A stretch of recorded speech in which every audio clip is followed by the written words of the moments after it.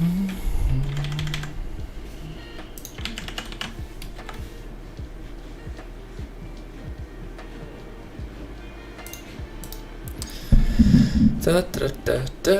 are live.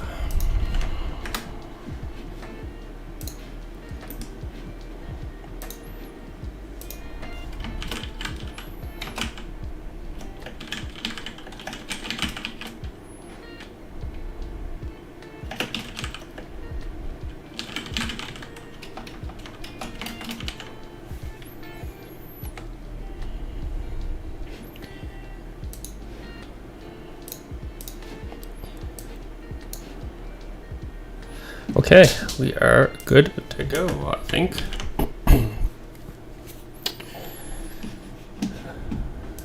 Yeah, okay. Just gonna assume that Warzone 5 is free. Could be a bold assumption, but that is my plan.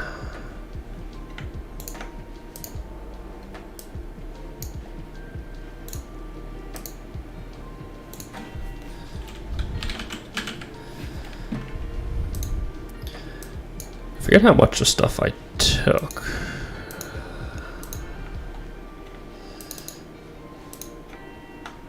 Say 1,200.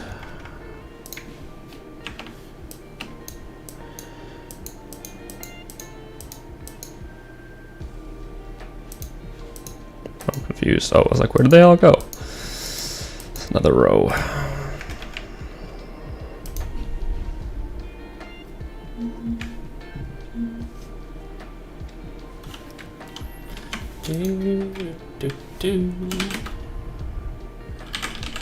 Grab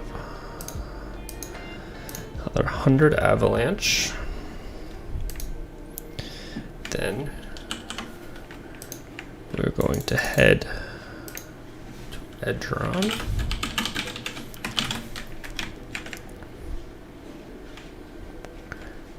Grab some more arrows, and we are good to go.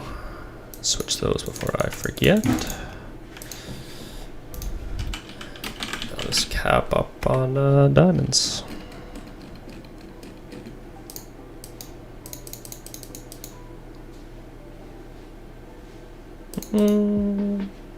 This should be plenty of stuff, right?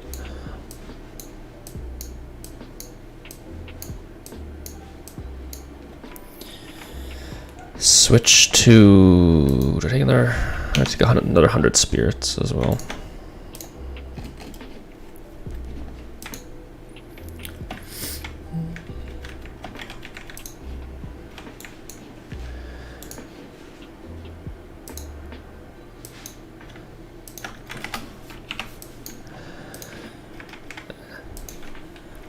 Oral Shorty, hi. Where do you hunt blue gins?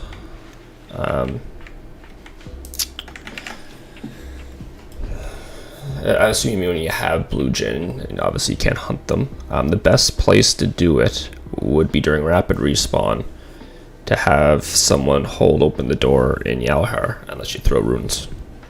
I'm gonna release a video on it before next event, hopefully. I'm just gonna turn off the camera for 1 second because I'm gonna record. I'm just gonna record the intro to a video I'll be making eventually. That's how to get to the spawn. So I'll record this quickly, and then we'll start our hunt. Just so people can find Warzone 5 whenever I edit this video. Yeah, no problem. Yeah, so just keep an eye on my channel before the next rapid respawn. I plan on doing a video, but it sucks that it involves you having to rely on someone else, but it's definitely the best option to get them done. It's fairly quick.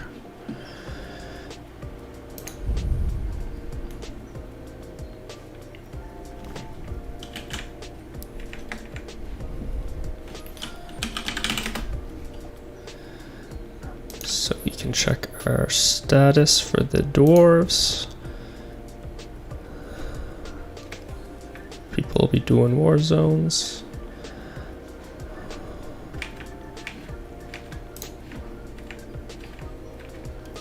I'm gonna break a pump Hopefully this pump's not already broken. I don't even know where there's another one.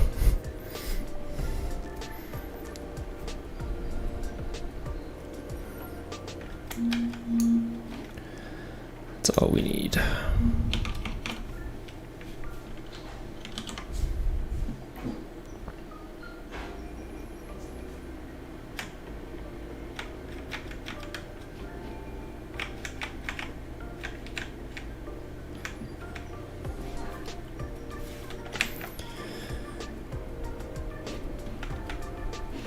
Okay, that is all we need for my recording.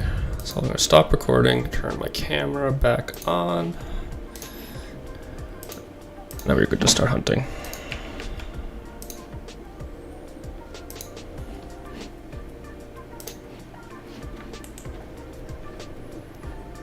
I'm going to go with the death today. And then I am going to throw on this. Drop a letter. I'll check I turned that off. Yeah, I'm just gonna hunt. These guys can do their own thing.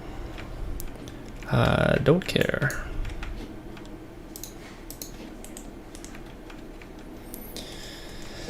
So yeah, early stream today. Usually this is the time where I'll be trying to jam in the editing for tomorrow's video, but I already have it done.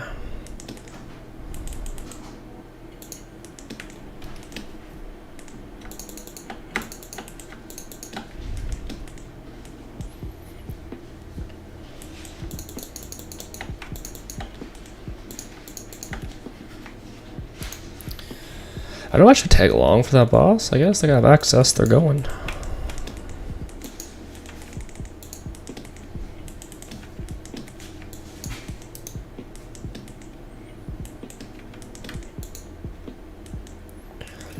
Maybe I'll check what they're up to when I finish my loop. I don't even know what boss this is. Does anyone know offhand what the boss is of Warzone 5?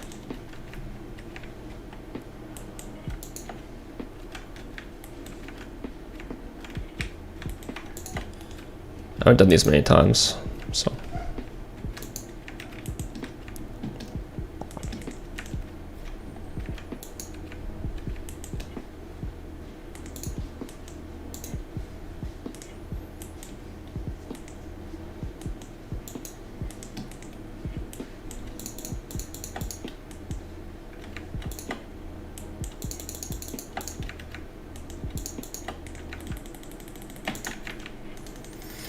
Yeah, I'm pretty sure they're all probably already in.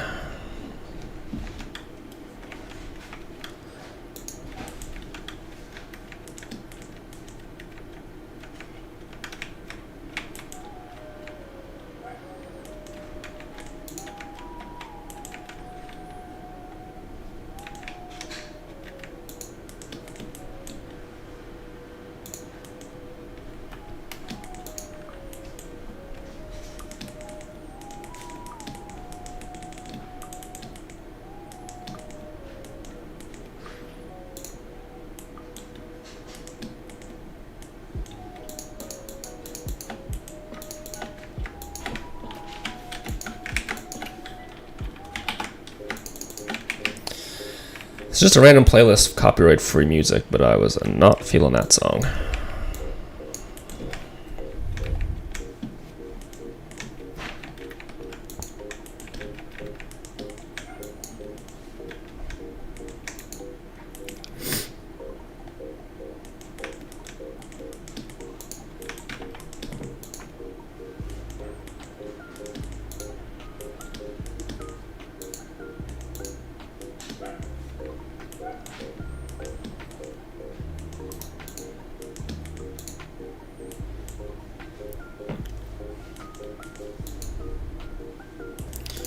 I managed to randomly roll Cave Devourers as well, a hunting task, which is nice. I won't get that many points, it'll only be the 400 kill level, but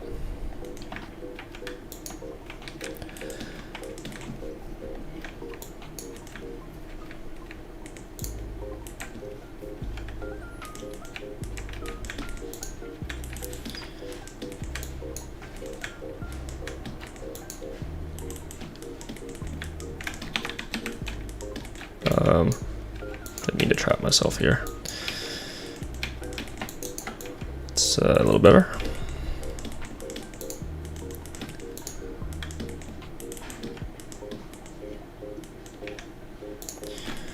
Ricardo, good morning, sir. Good morning to you. Well, it's afternoon for me, but welcome to stream. Welcome back. How is your Sunday going so far?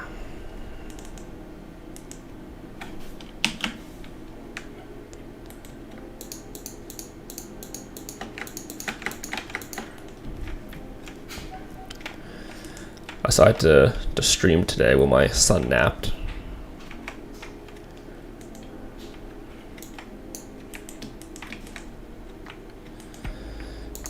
Yeah, usually I'm doing more productive things like, I don't know, chores.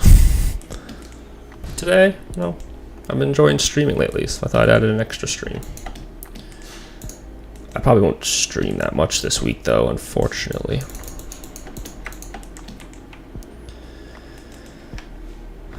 Hoping to edit a few videos, get a little bit ahead, which probably won't happen. But we'll see, we'll see.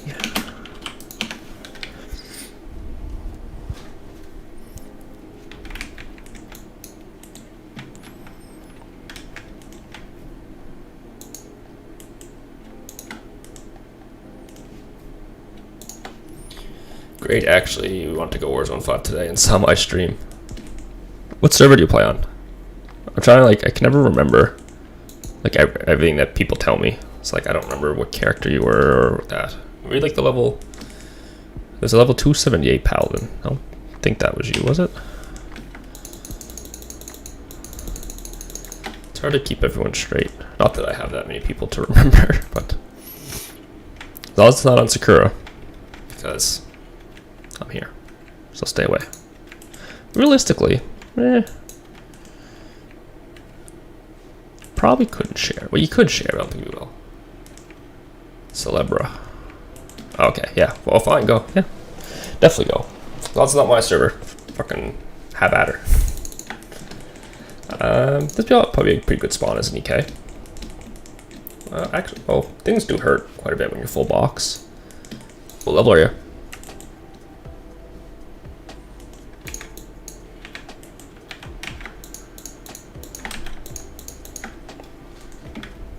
There's definitely a spawn though that's I've only started hunting it recently, and I say recently, I hunted it one night, but I hunted for 3 hours. But this strikes me as a spawn that will typically be free. I don't think many people frequent this area as a hunting ground.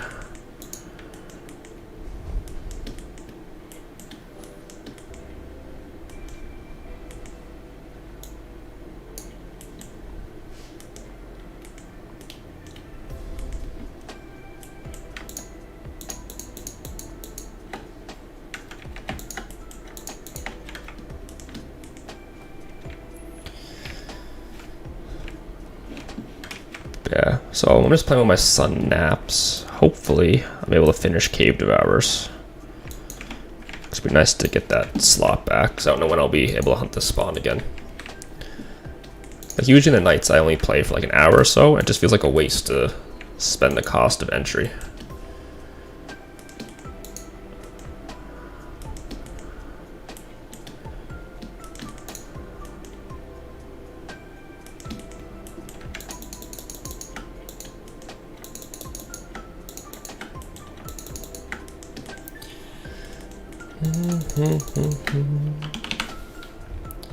People don't hunt there on my server. So have you hunted here much?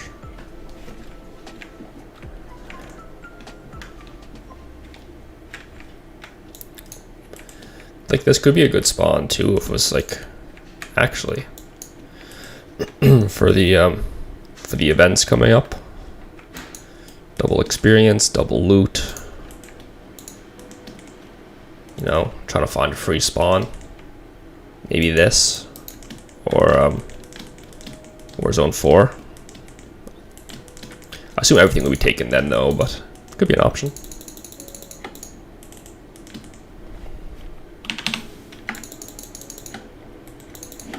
What's going on here?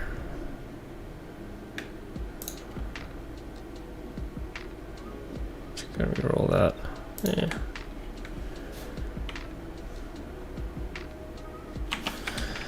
Let's hope I'd like randomly roll one of these.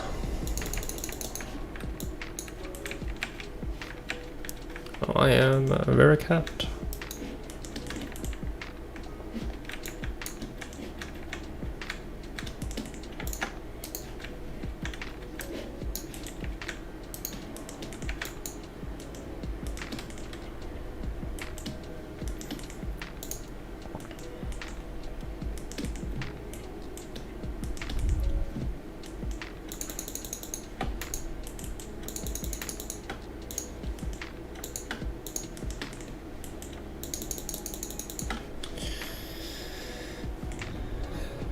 Just one refill you were trying with swords to use.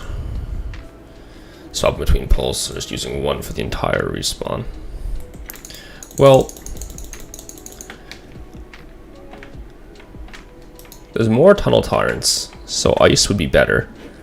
But there is, on the loop right down here in the bottom, it's all cave devours. So that pull will be better to use a fire sword.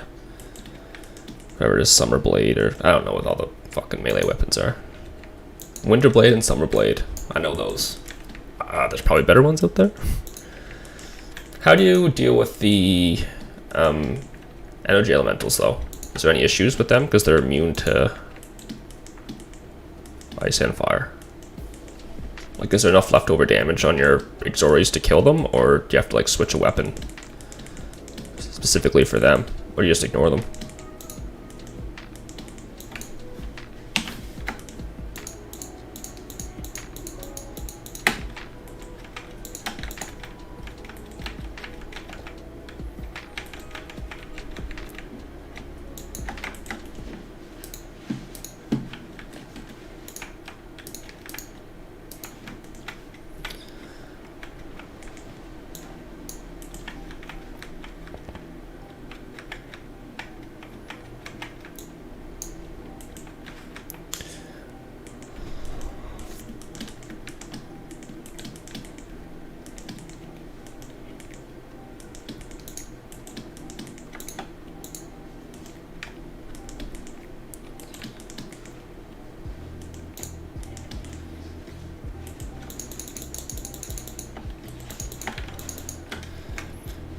Yeah, if you kill them first, they hit me like a truck if I ignore them.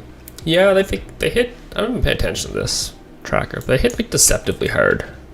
Like, I know I've done that pull over there with just like 5 energy elementals, and not paying attention, they just fucking drop me yellow health.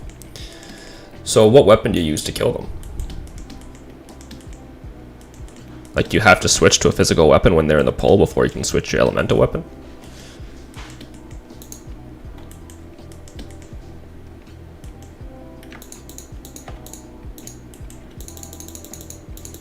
Bruno, hello, welcome to the stream. How you doing today?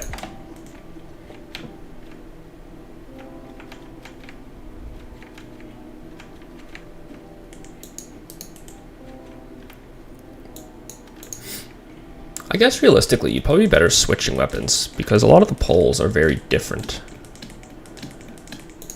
Like this pull, well, besides not counting energy elementals because they're like their own breed. But like this pull is all cave devourers, the next one's gonna be all tunnel tyrants, the next one's gonna be all cave devourers, the next one's all tunnel tyrants. It kind of like alternates. The only one that's really mixed is that there's like a middle right and a top right pull.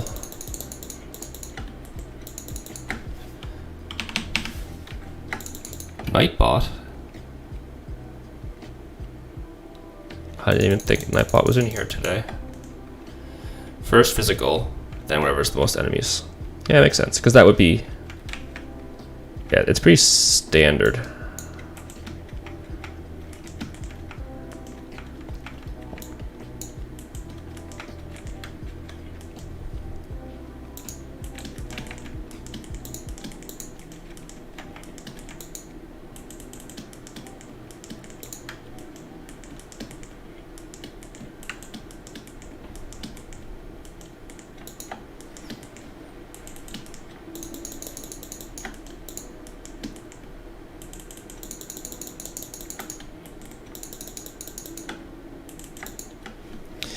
Yeah, so we have this pole is Tunnel Tyrants.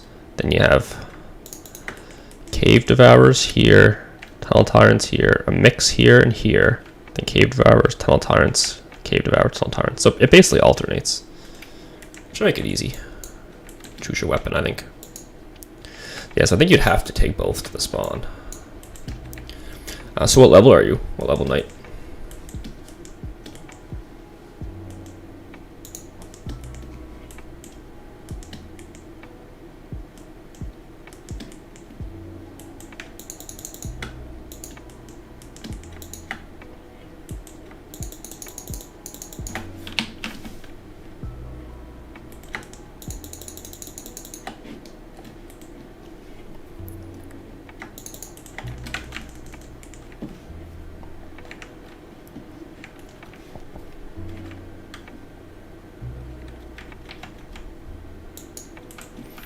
$531.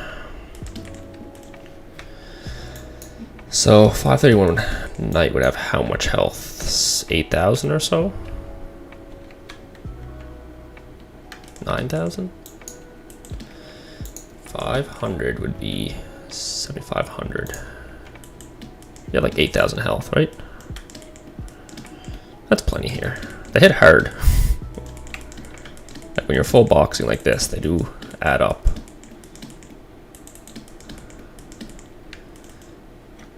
But having that extra health buffer would be nice. You'd like double my health, wouldn't you?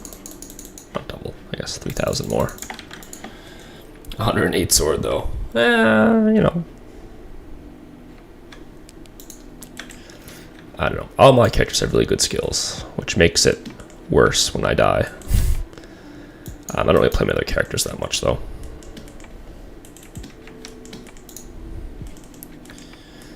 So what swords would you use? Would it be Winter and Summer Blade? Or is it like a better Ice and Fire sword? I'm not super up on the night weapon meta.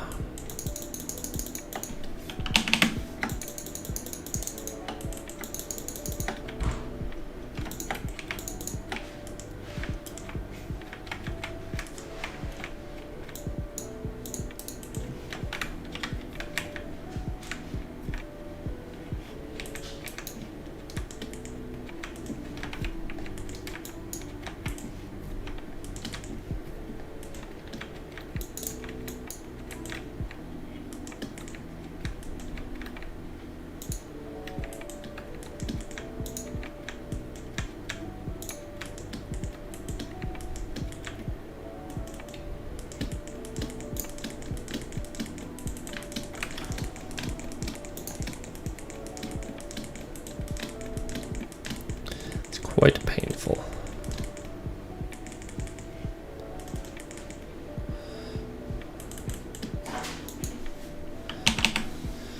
Summer and winter. Those are the only elemental swords, summer and winter. Yeah, okay, yeah, I didn't know like if there's better ones at certain levels and stuff. But don't you like, isn't gnome sword energy, then you get your soul weapons or death and something?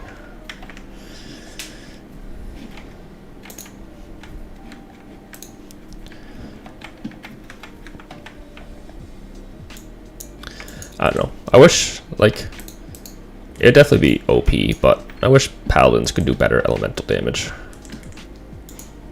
But, I don't know. Paladin weapons are so expensive, though. Like, imagine having to...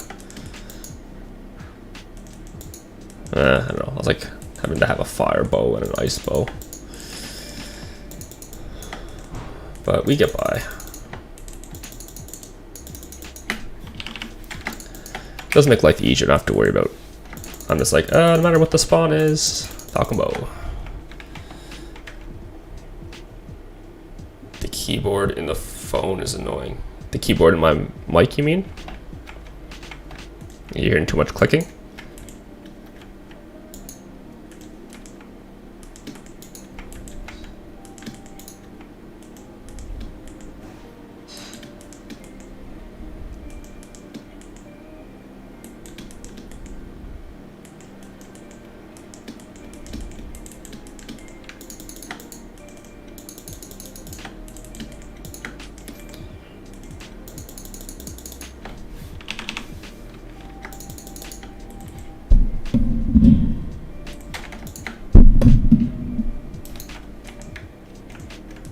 I might be able to make some adjustments if that's the issue.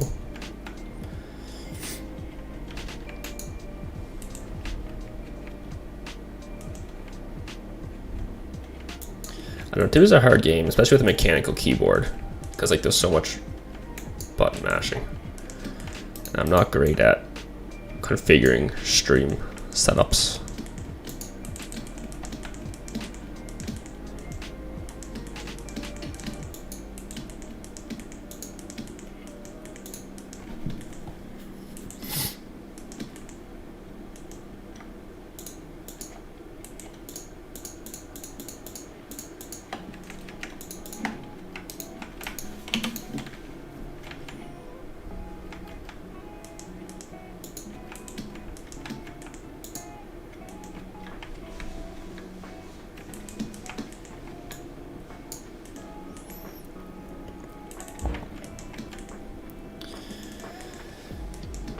Yeah, I'm hoping that we can complete this cave devourer hunting task today would be nice.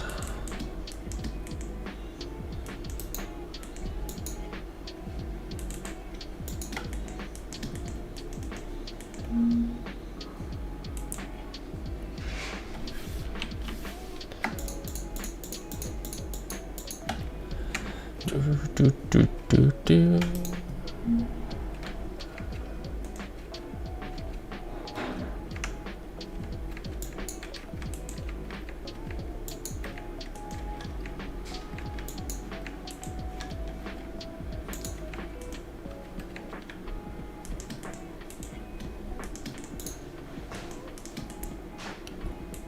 What hotkeys do you use? What do I mean? What do you mean?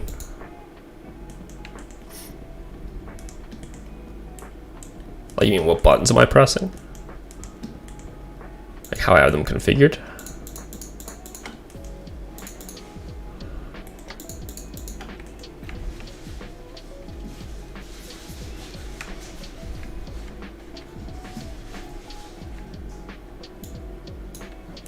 Yeah. So I play with arrow keys, like the old way of playing. And I have my hotkeys configured on F1 through F12. But I have a Razer Naga, and it has 12 buttons on the side. So I just added each side button to a corresponding F hotkey. So I use F2 for my spirit and or mana potions, depending on what I'm hunting. F1 is my mass sand, F3 is my heal, and F5 is my avalanche. I don't know if you can see this. Is this long enough? I don't know if we're in focus here. Let's reach my mouse to make adjustments. Open this up, see what we got going on here. I'm clicking buttons, yeah. So this is 1. So it goes like 1, 2, 3, 4, 5, 6. It goes like up the side.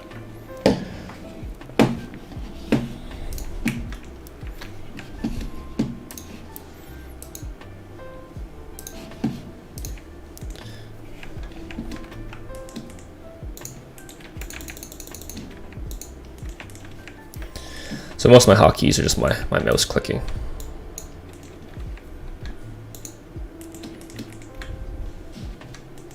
Well, I say most, like legitimately all of them. There are some buttons are hard to hit, but I put like my less frequent hotkeys on those. And I have like other random hotkeys on like shift and control. But mostly I'm just the standard 12. Like I don't have hotkeys for switching equipment or anything. I just click the buttons down here to switch quickly. Because I don't have to swap during hunting really. The only thing I swap is my quivers, and those are on hotkeys.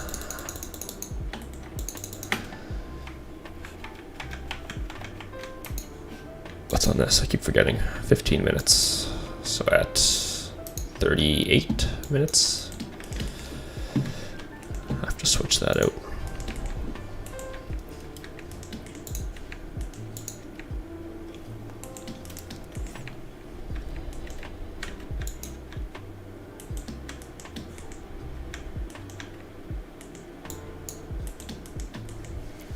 It's hard to keep track of the mouse in these polls.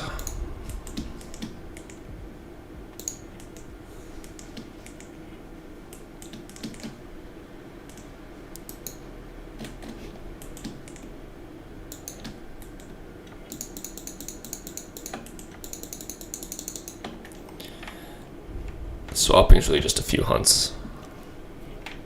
Well, yeah, you click the action bars for that. Yeah. But like if you're hunting here, you'd probably definitely have your swords on like a hotkey. You should be swapping constantly. Yeah, but in general, like, yeah, I don't have to switch any equipment on the fly. 'Cause you know what you're going to be hunting, so.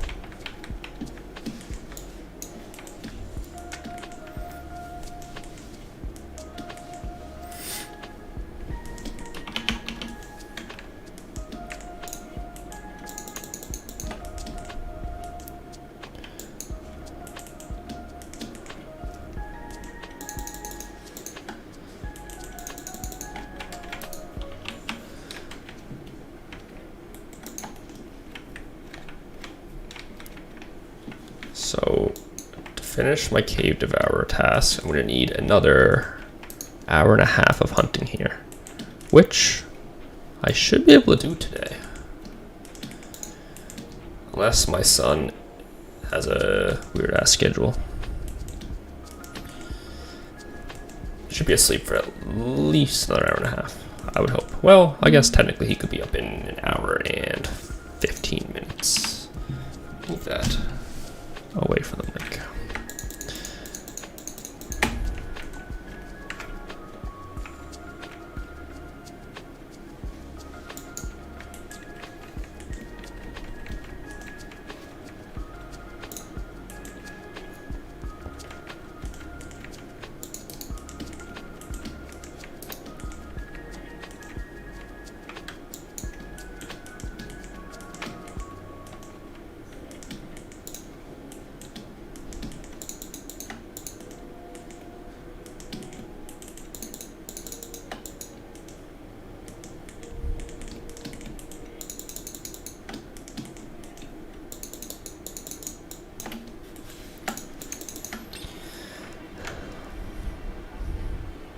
Thanks for the likes on the stream, I appreciate it. Helping out with that YouTube algorithm stuff. How old is he? He is, what's today? He's like 14 months, just over a year old. Yep, so he's down for his afternoon nap.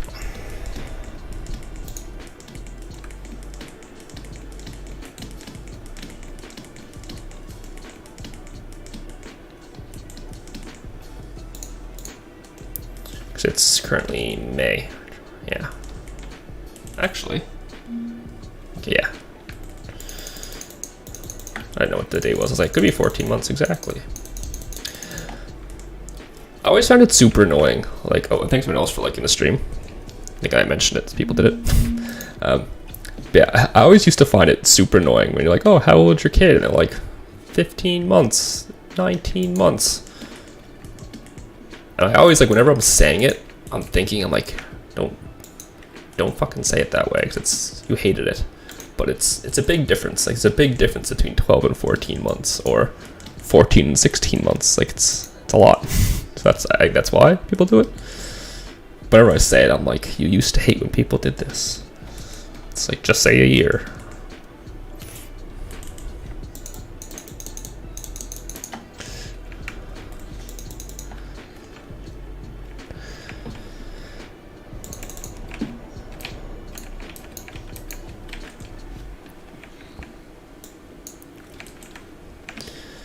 So you said you only tried this spawn once, right? Just to test it out. So how much experience were you making and profit per hour? Do you remember? Just out of curiosity.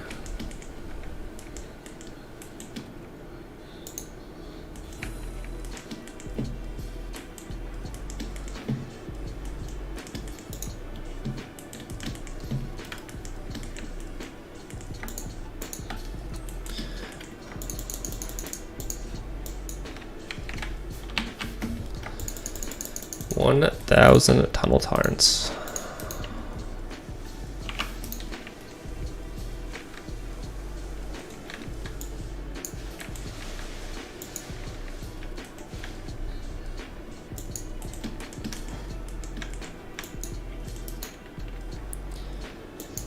Less than 4K per hour in experience, I think.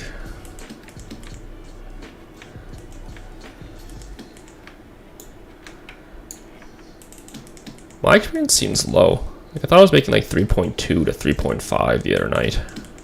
More like 3.2. I'm down right now to like 1.5.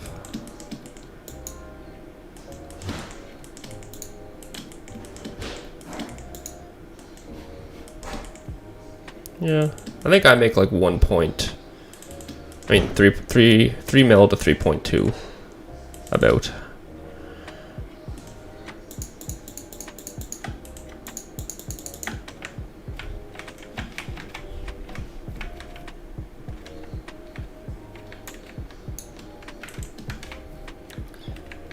$400K per hour or less. Don't the cost is of suspicious devices on your server?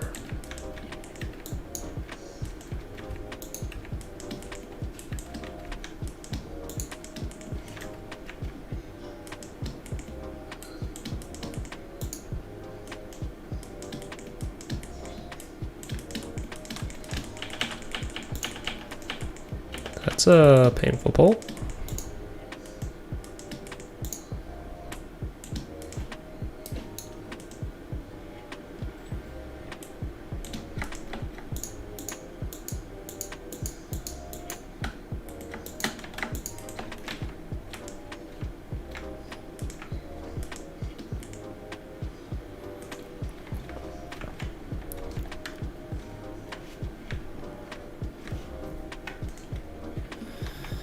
$15K each. Yeah, that's not great. They're only 18K, I think, on my server, which still isn't good.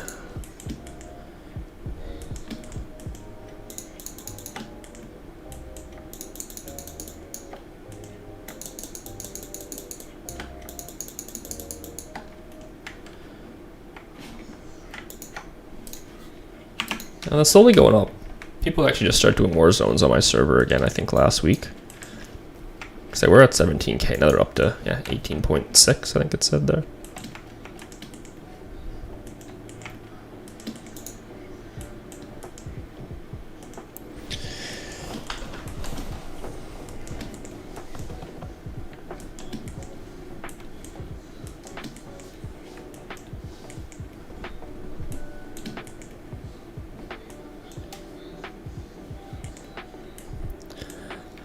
I remember when Crystal Mace used to be rare. I think it was only dropped by one Pharaoh. Vash or whatever. Vashashium.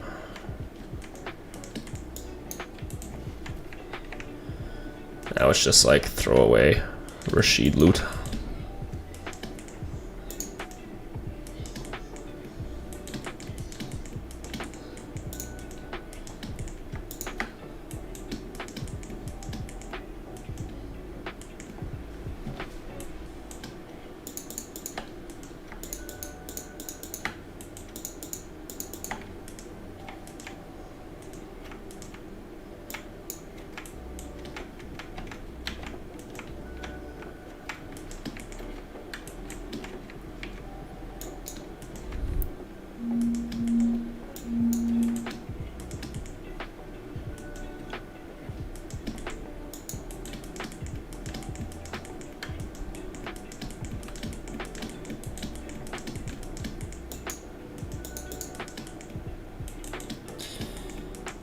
You're gonna try doing this hunt?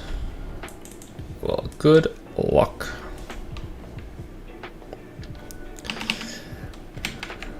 Like, obviously there's better spawns out there, but this is one that I think you could be able to find free pretty easy. And it's not great if you only have access, if you only hunt for an hour to an hour and a half, but if you hunt longer than that, it can definitely be worth it.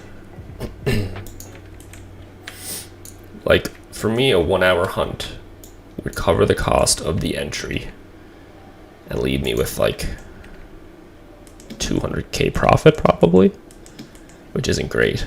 But then if you do multiple hunts here, or you hunt longer than an hour, you get all that extra. Because every other hunt is just pure profit.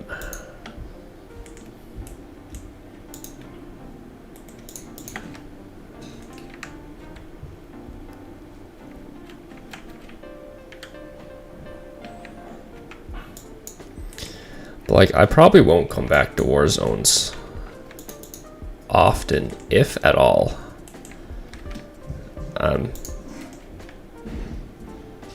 Once I finish the entries. Maybe Warzone 6. Like, Warzone 6 is obviously the best. Like, the only way I'd come here is, like, if I had lots of time to play. And I knew, like, oh, I could do 3 hunts in a row or something like that. 2 or 3 hunts. So it makes the cost worth it.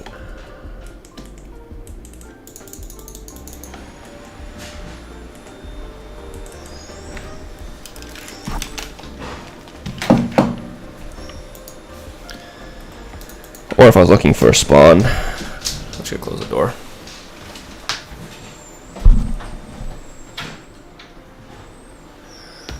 Actually, I don't want to make it too echoey. I think if the door is completely closed. Let me know if there's any audio issues. I think when the door is closed, the room gets quite echoey. But then also there's a vacuum going. So let me know if it's vacuum's too loud, room's too echoey or something. But yeah, the only reason I'd come back here probably is if I was looking to do, like, if I rolled them on a hunting task, or maybe like during a double experience event. This would be more likely to be free than a lot of other things.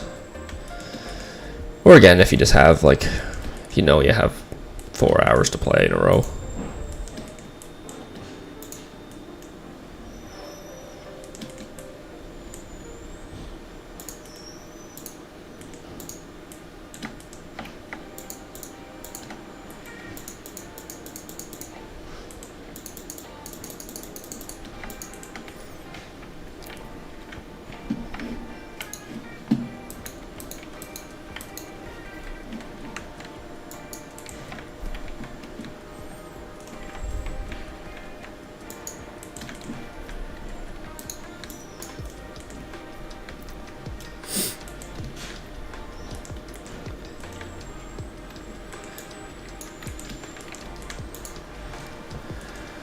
Not that I expected, like, a lot of people in my stream today, because I don't stream that often. But I figured being in the afternoon, more people would stop by. Because usually I'm streaming in the middle of the night.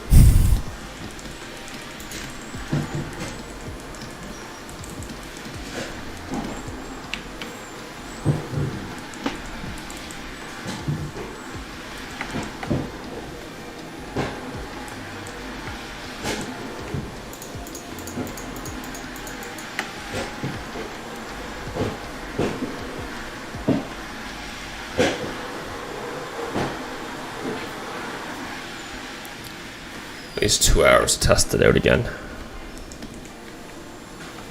Yeah, like, it's probably not going to be a go-to spawn for you, but, you know, the 125 charm points on the table.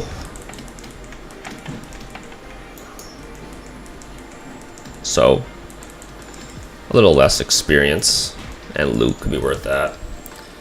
Have a nice day. I'll be going. Yep. Thanks for stopping by, and good luck on your hunt. Let me know how it goes. Come back, let me know later. I probably won't still be streaming. Comment on a video. Next time I stream, pop in, let me know. Just out of curiosity, I'd like to know what it's like for a night.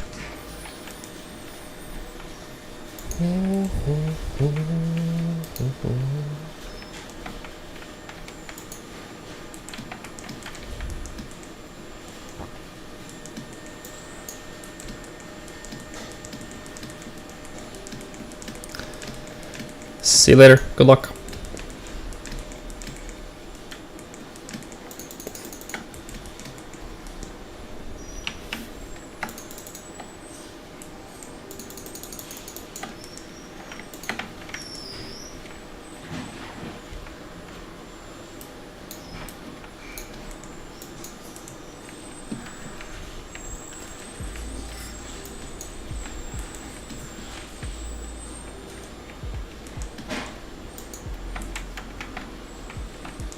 Oh no.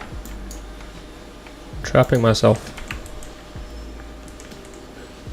Not how I want to be trapped. It's better.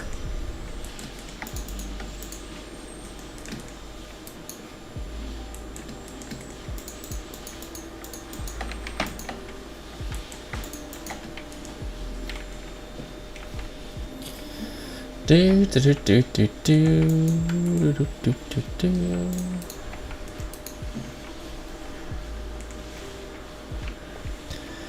Anybody watch the new season of Love, Death, and Robots? I watched it all last night.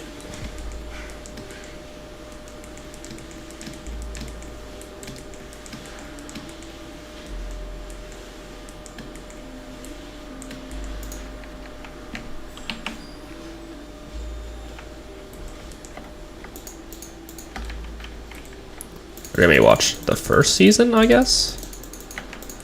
Is also the question. I like the first season a lot more.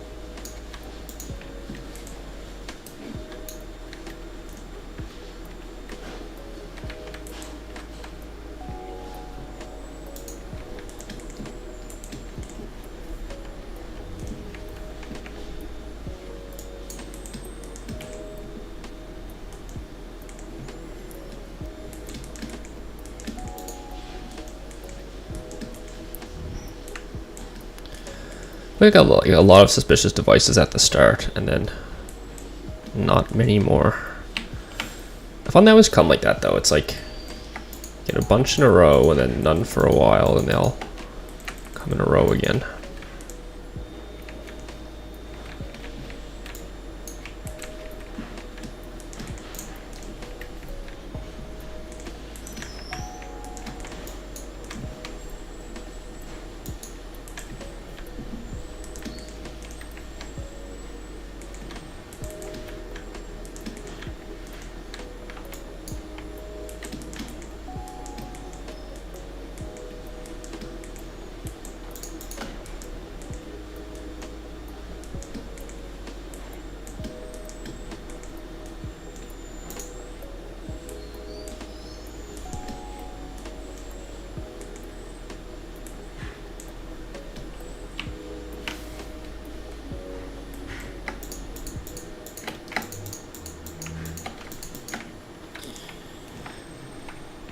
Okay,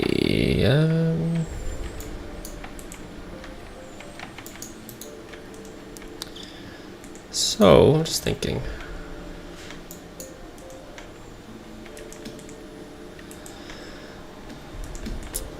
Like, how many more times are we gonna have to gain access to finish these? It's probably gonna be quite a few.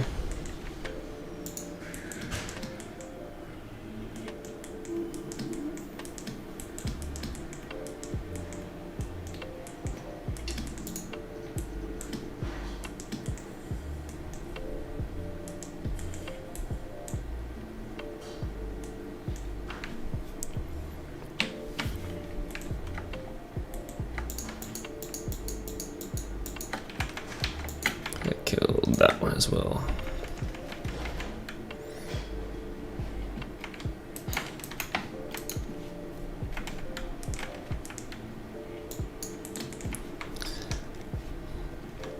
Yeah, like these, they deceptively hurt.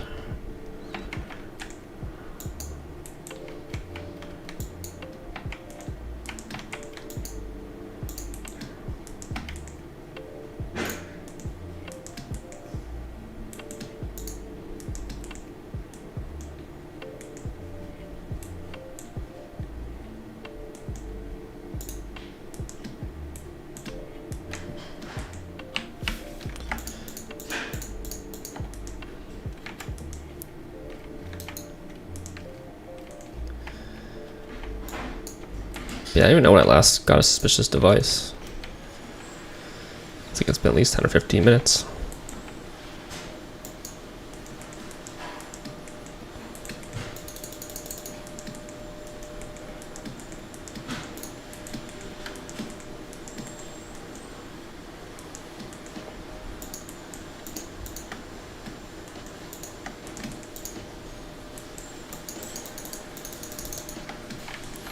How do you try to like attack the right thing in a box when you don't have a full 8 creatures?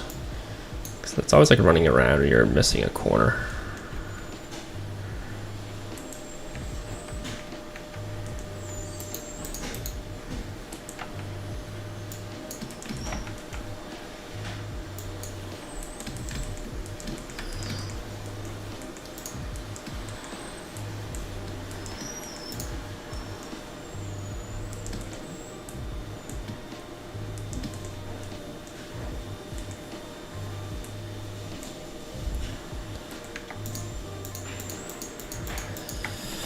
Lewis, is jungle quiver worth it? It's amazing. No, not really. Like, I would definitely like to have one, but it's only an extra 2 slots. Doesn't give you any other benefit.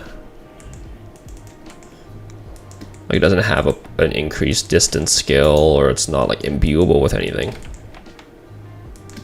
Like, that's what'll make quivers better in the future.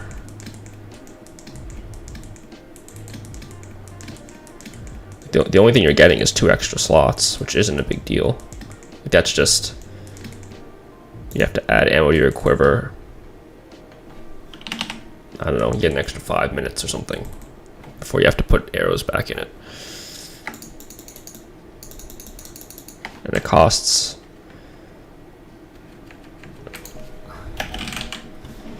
like, yeah, almost 17 mil. So I will never be buying one. I'd rather buy like an outfit or an add-on or a mount or...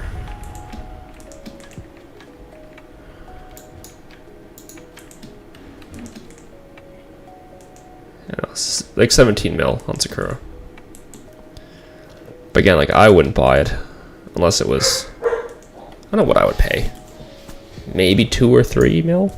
Even then, like, it's just... I wouldn't even consider it an upgrade.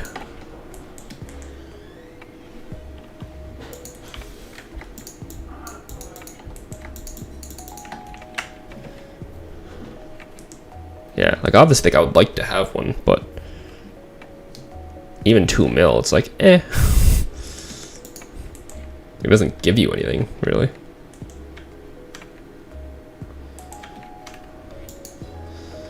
If it had an increased distance on it, then I'd pay.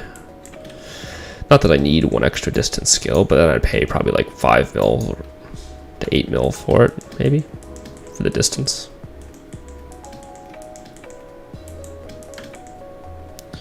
When you think about it, it's like the cost to increase my distance skill if I were to train would be 80 mil.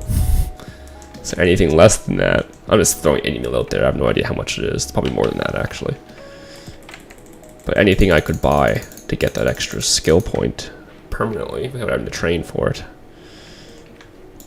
So, like, yeah, 1 extra skill on that quiver could make it worth, for most people, 20 to 30 mil, probably.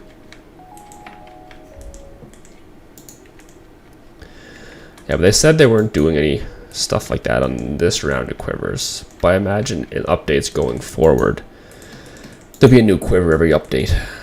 Same as like you get a full set of gear usually. There'll be a new quiver, and the quiver will be, might have elemental protection or increased distance skills. And if they ever come out with imbuements for quivers, I don't know if they'll do that. But then you'll be getting into expensive quivers, and there'll actually be upgrades, though, is the thing.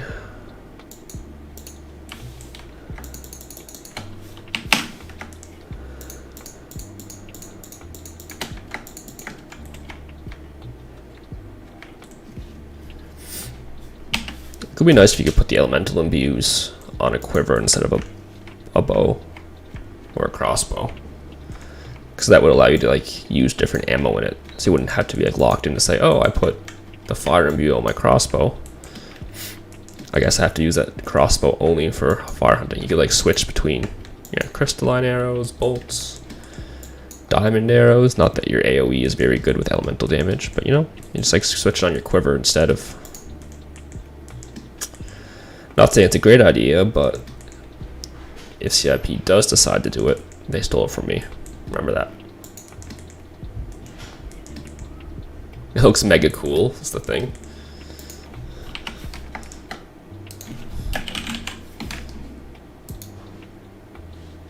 Yeah, it's pretty cool. Like, do I want one? Yes. Do I have the money to buy one? No. I don't even have, like, there's so many items I don't have. I just bought a ghost chest plate for the first time. Like 2 months ago? Maybe not even that long. And I haven't even worn it yet. I just bought it. I was like, in case I want to do an elemental imbue. Then just never used it. So I was thinking about this. Like, is Falcon, like, should my next upgrade, should it be Falcon Greaves or should it be the Soul Boots? So I think technically the Soul Boots give me, more physical protection and a skill upgrade. Because, like, Fabulous Legs are 4% with +2. So Falcon Greaves gives me an extra 3% physical protection and 1 distance. But if I go from Winged Boots, is 1 distance fighting to Soul Stalkers. So I don't get the distance upgrade, but I get an extra 5% physical going versus 3% physical. So 5% physical or 3% physical in a distance. I don't know what would be better. I guess Greaves, like, to get that extra distance skill.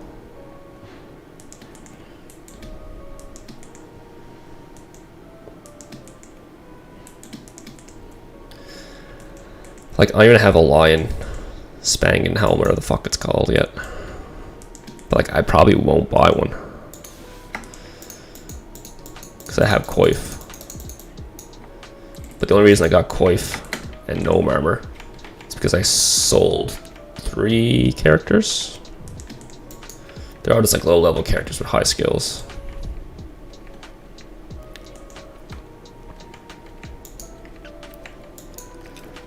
The only other option is if someone here wants to be my sugar mama, buy them all for me. Wouldn't be mad.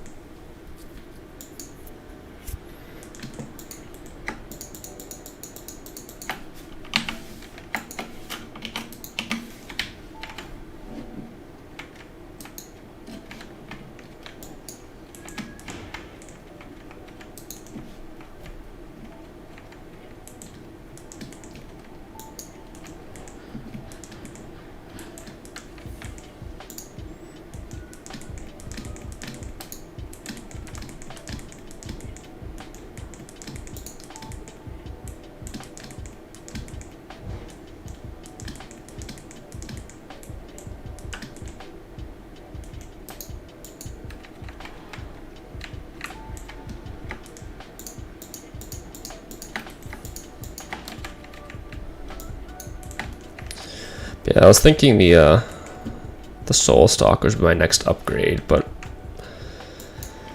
I guess the extra distance could be worth it for Greaves. Either way, at this rate, my next upgrade will not be purchased for like a year.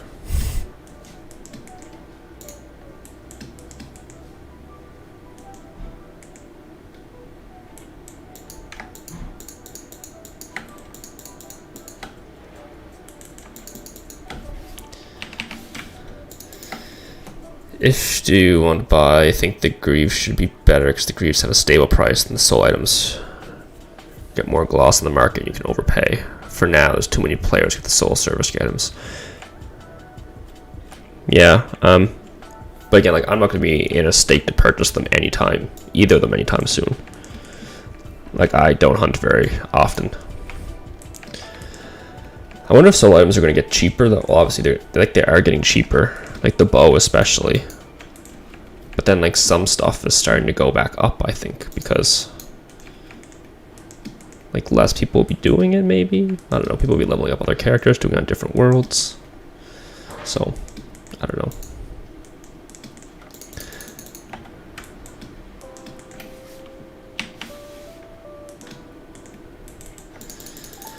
Max Greaves is worth it because the physical protection, which is the most common damage in the game.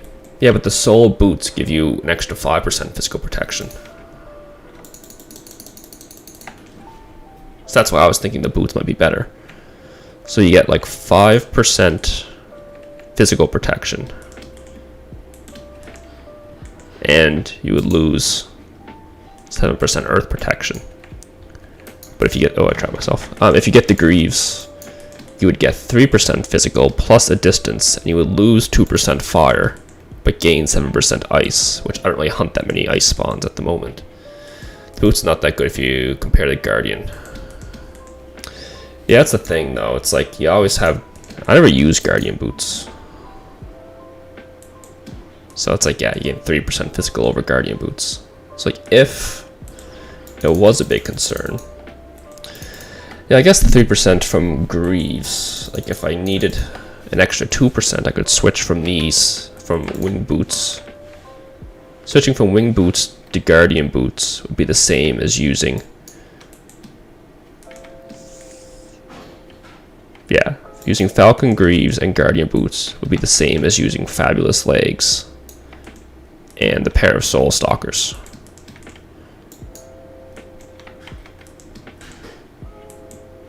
Like, based on the distance skills you would gain and lose and the physical protection you'd have.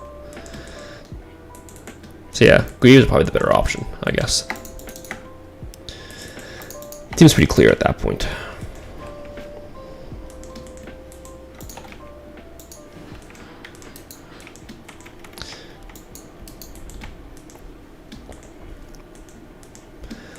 Yeah, unless something crazy happens, I will not be buying them anytime soon.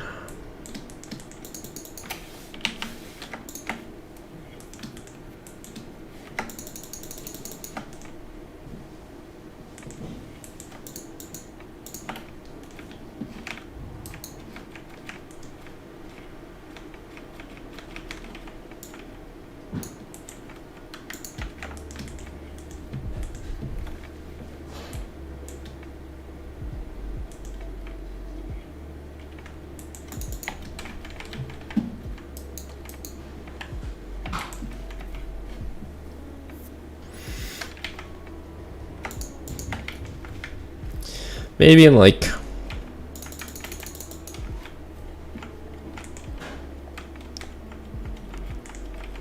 trying to do some math here.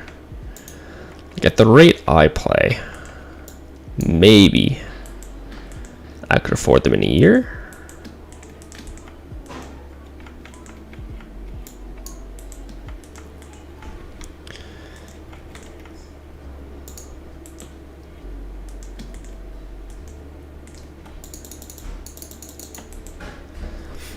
The other option is if my YouTube channel becomes successful, then I could just reinvest into Tibia coins with the money.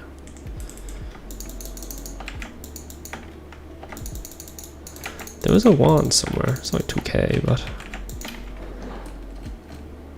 I don't know. I'm over it. I'll remember that I'm 2K short for my Falcon Greaves. That I didn't pick up that wand of Cosmic Energy. Or did I? Maybe it's in my other backpack.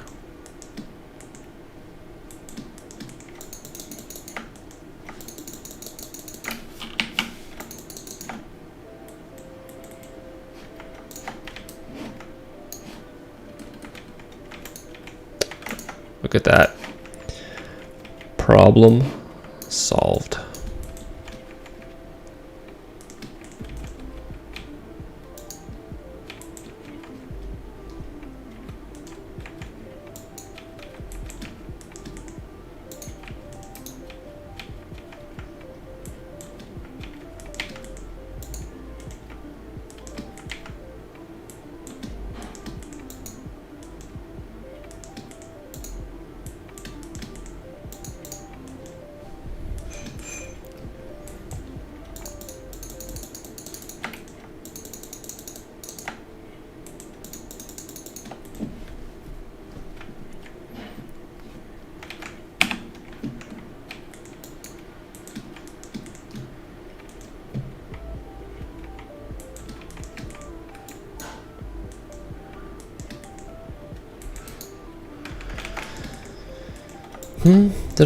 Everything just has like not a lot of health here, but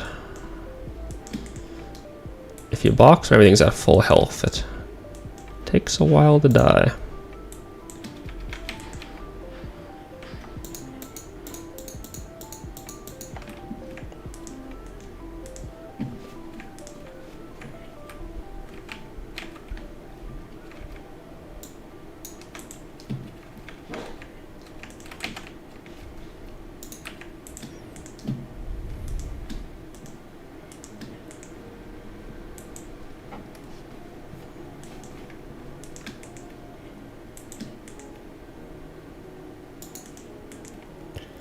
Two suspicious devices in one pull.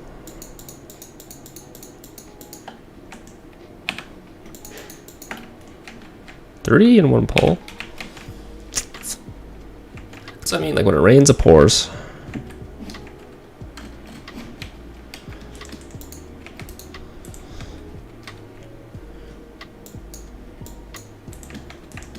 I didn't loot any for like 15-20 minutes, and I got 3 in that pull and 2 in a pull just before that.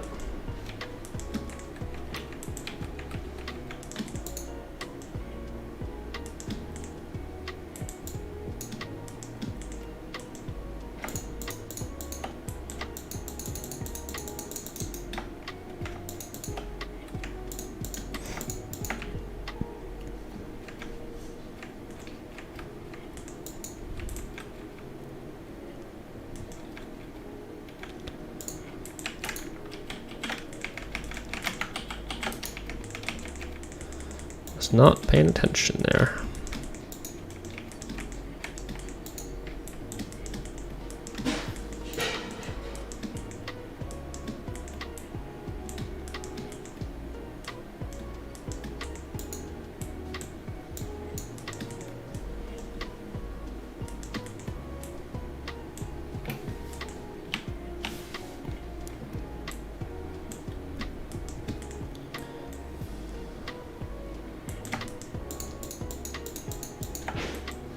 By the way, am I considering any special preparation for the double loot event in June? I'm gonna be honest, I'm probably not gonna play. I wish I could, but like I don't have the time. Like I streamed a lot this weekend because like my wife was working, and then like I just, I was enjoying it. But like to play all weekend, like I have a kid. I'm not gonna, well I guess I don't know how long it's, I know the event is lasting like a bit longer than usual. There's like an overlap. But, like I have a wife, I have a kid, I have a dog. They all need attention. I don't want to spend all afternoon fighting for a spawn or something, So yeah, maybe I'll hunt in the evenings or something. But for special preparation,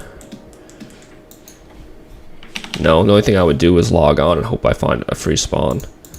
If you really want to prepare, I guess like you could buy any imbuement items and or potions in advance on the market because they'll probably be cheaper. Like spirit potions, if you can buy them on the market for 170, it might go up to 180 over the weekend because everyone will be looking for them because everyone will be hunting so much. Then also people will be looting more of them. I don't know. Everyone will be hunting, so imbuement items are going to go up. The only other thing you could do is like make sure you collect boss points with Grizzly Adams. But like the time you would take to collect a boss point, like you could just be making more money farming somewhere else. Like there's no reason to hunt something suboptimal to get boss points to claim those on double. But like hunting Benuta would be good boss points. Like maybe if you want, you could hunt deeper Benuta up until the event, get a bunch of boss points doing Medusas, Hydras, and Serpent spawns, and then cash in all those boss points for double loot on the many. I think it's the best one. You want to try this Warzone, you got Bestiary from Warzone 6. Now, you want this one. Got fishery net message. But I think you're too low, 317. Might be worth with the elemental protection on armor. Yep, so I'm running the elemental protection on the armor right now. And I hunted this spawn the other night, and the most DPS I took was 2800, which is a lot, obviously. But that was when I boxed this pole down here in the bottom left you're about to see. Actually, not this pole, but the pole after it. It's all tunnel tyrants. So if you full box those tunnel tyrants, they're gonna fuck you up. But I think you could hunt here at 317. You just have to, maybe you couldn't run forward constantly. You might have to run backwards with your poles, and I wouldn't box as soon. Like, cause really, like, you don't take that much damage when you're on the move typically. But like, I'm gonna box right here. But maybe you would want to keep pulling down to the south more, because there's still lots of stuff in green health before you started your box. But the other option would be like run a prismatic ring, box against the walls, or just make your pulls backwards instead of constantly pulling forwards. Would it be risky? If you got trapped, it'd be very dangerous. But I think possible. You get as many boss points as you can, kill as many at the moment. Yeah, that's what I was saying. I just didn't read that message at the time. Yeah, like the many, I think the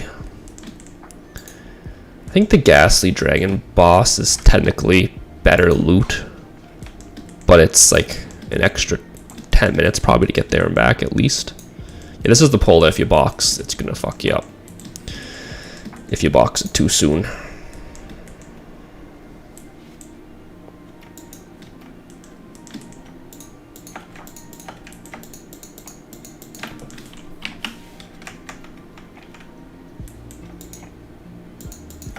And you can get Drakens and Ghastlies and do that on the castle. You do some profit there as well, plus boss points. Oh yeah, true. Yeah, the palace, the bottom spawn. Actually, I hunted that recently. A couple months ago, that was my go-to spawn, because I'm a bad paladin and I did not have Ghastly Dragons unlocked as most people do. So like, I literally started hunting them, I think, in January, and I had less than 100 Ghastly Dragon kills. I just hunted there a few times and got them finished. December or January or something like that. But actually, I think that's a pretty good spawn for knights now. With like an energy weapon like Falcon Battle Axe, you can really fuck up the Ghastly Dragons.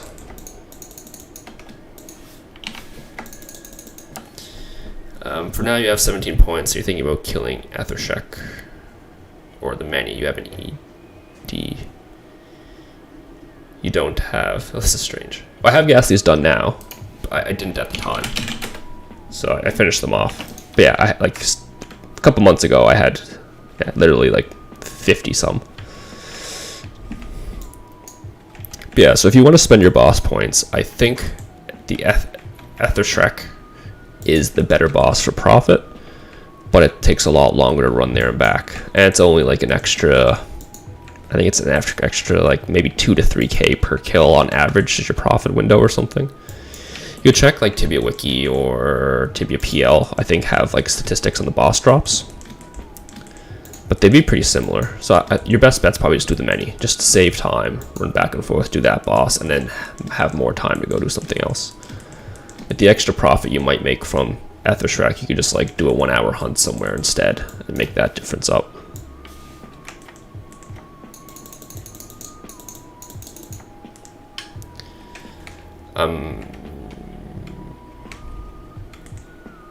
If you do end up coming here, Max, though, like, reach out to me, let me know how it goes. either when I stream again or comment on a video or something like that. Like, people are always asking me, like, whenever they see me doing stuff, it's like, oh, could I come here at like 200 levels lower than you are? I'm like, I don't know, probably. It's like, as a 317, like, I think you could. You just have to not box the pole like I'm about to right now. Make sure it's weaker. Pull less. Box against walls. Pull backwards instead of forwards. But yeah, if you do try it, definitely reach out to me and update me on how it went.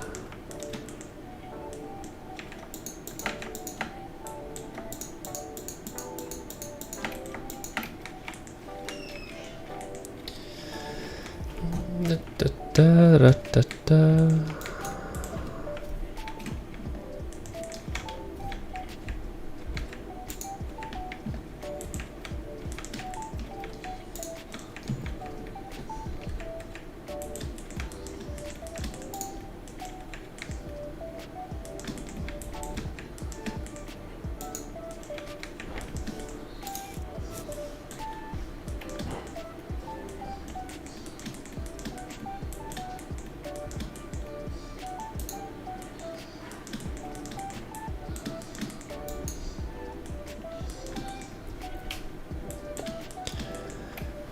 Thank you for the like on the stream, whoever that was. I appreciate it.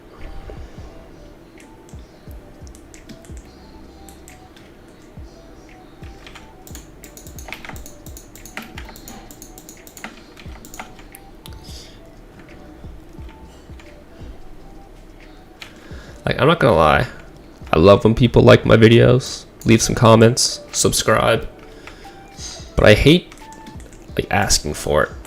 You know, you're just like, oh, if you could subscribe to my channel on the end of every video kind of thing. But here's the thing, it's like, I didn't do it for the longest time. And I just started doing it in videos a couple weeks ago. Because it's like, everyone does it, like anything you read about like making YouTube videos, it's like, oh, make sure you have a call to action. But I don't like doing it, and I don't know, that's why I just stuck it at the end. Because I feel like most people don't make it that far anyways. Tired of listening to me before it reaches that point.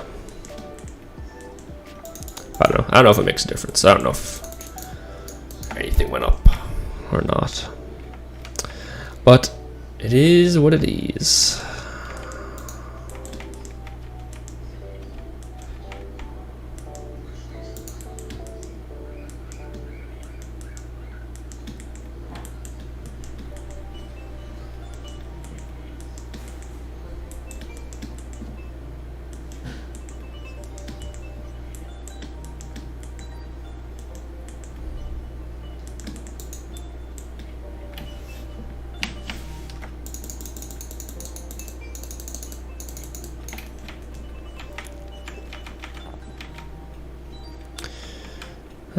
Da, da, da.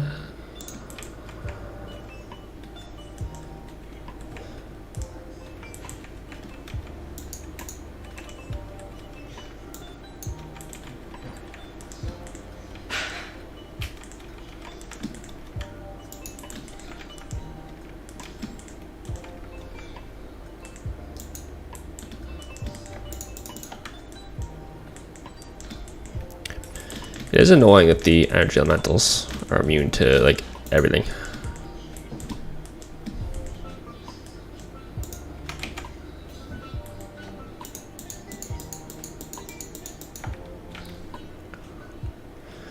They would die so much quicker if they would take damage from Avas.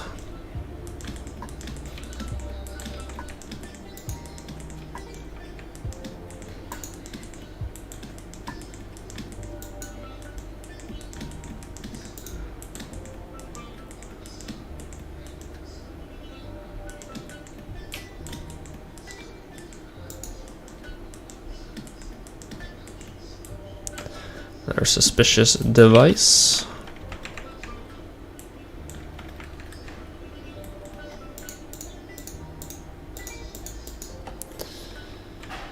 The most profitable boss is the Undead Dragon one, and he drops Maxilia Maximus. Athroshrek is very good if you drop oil. Many is the most stable one for profit because of the eggs. price of eggs is gonna drop. Like when the event happens, like they go down in the shitter.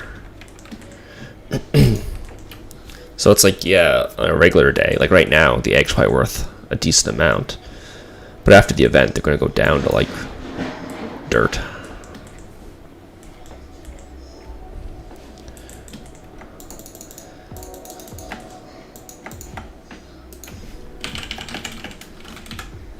Yeah, it's 30k. Like I think it's gonna go down to like close to NPC price over the event. You're new to the channel, but you're liking the content. I love seeing an English streamer. Well, thank you very much. Do I play any other vocation? I do not. So I have all 4 vocations, and I just offline train them all the time. So all my characters have very high skills, but I don't really play my other characters. My next highest is my druid, is like level 150 or something. I don't even know what levels they are. My sorcerer and my knight are level 109-ish. Yeah, I don't have that much free time, so I just focus when I do have time to play a character on the one. I would love to have enough time to like stream for hours every day, play multiple characters, but unfortunately I do not. My main content is edited videos, like I upload videos to YouTube. Like streaming is just when I have free time, I'll try to squeeze a stream in. But I post a new video every single Monday. Well, I aim for every Monday, and I don't miss that many. The only time I don't post a video on Monday usually is leading up to a rapid respawn. I usually post 3 to 5 videos before the event for like entries to unlock.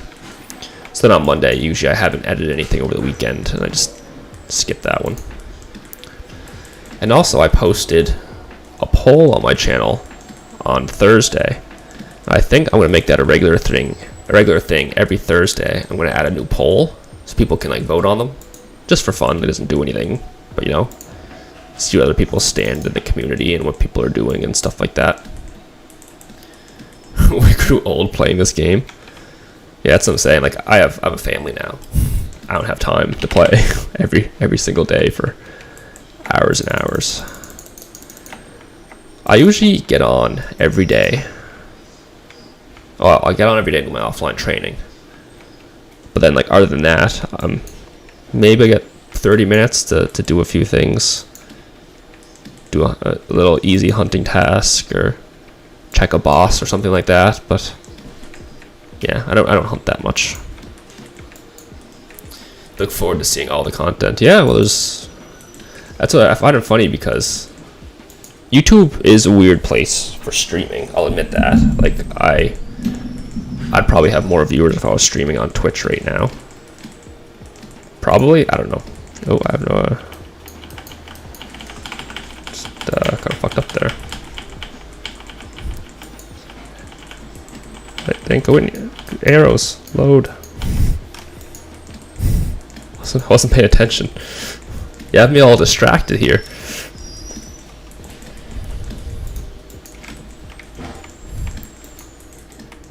Chat is gonna get me killed.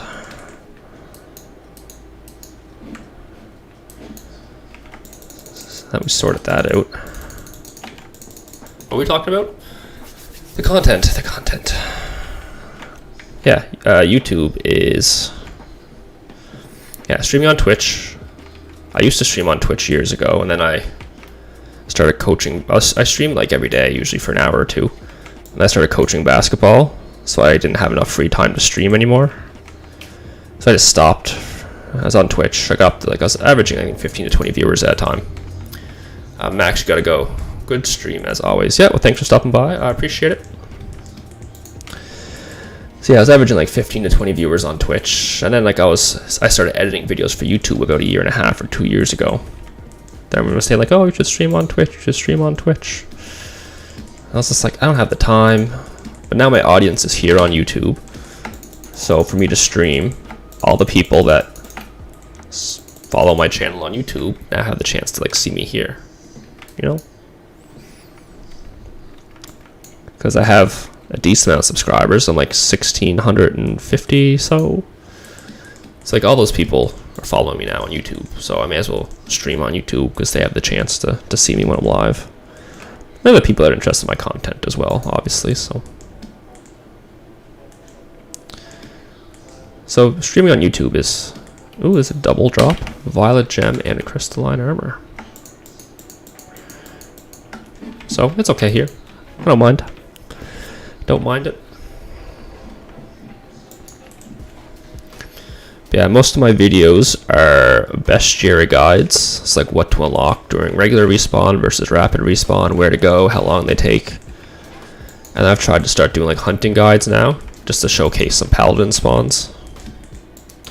I was actually thinking, like, I would love to be able to do guides for every vocation and start like leveling up my other characters and do guides for like all the spawns throughout the levels. So it'd be like, oh, now I can level from 100 to level 300, and these are all the spawns along the way. Making a video for each one. But I won't be able to do that unless my channel becomes successful. But yeah, like I make the videos because I enjoy it. I'll tell you what, it is not profitable. I only ever received one paycheck from YouTube, and it was like $100. And I've already spent it on channel improvements.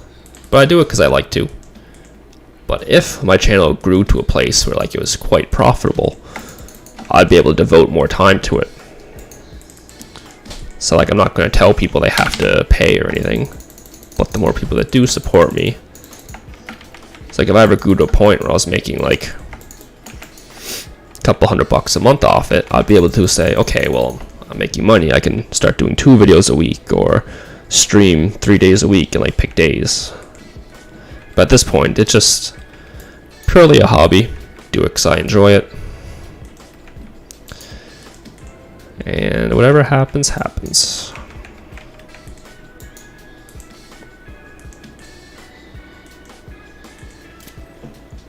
I work full-time as well, which I think is, I didn't mention, but you know, I have an income. I don't need this or anything.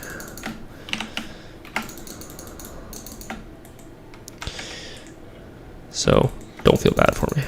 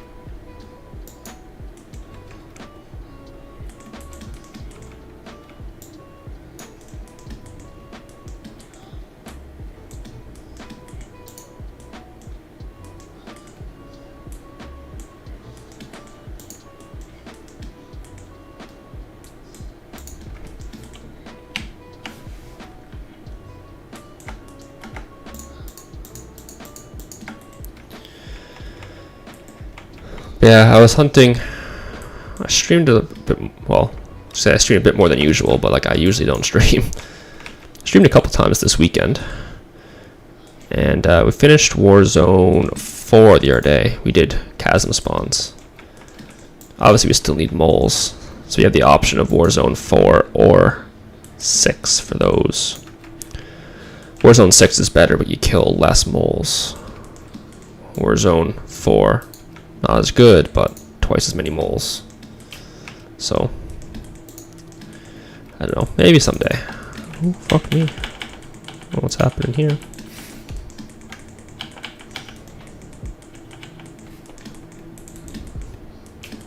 They're out to fucking get me.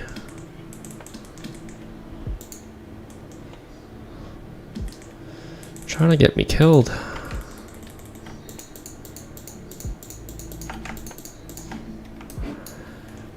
Nowadays, it's probably easier just to buy different characters' vocations to experiment with. Yeah. Well. True. I think it would be most fun to buy a low-level character with really high skills, so you could level it yourself the whole way, but you'd be able to kill things like very easily. So it's like, and then like if you do like the vocation and reach a higher level, you have the good skills to go along with it, and you've gained experience along the way. It's like rather than me buying level 500 knight and not knowing the rotation, buy a level 10 knight with crazy skills, level super fast, learn it along the way, and then become super powerful when you level up. But if you already know every vocation, you've switched between them, like you do you. What's up, Blue? How's your weekend?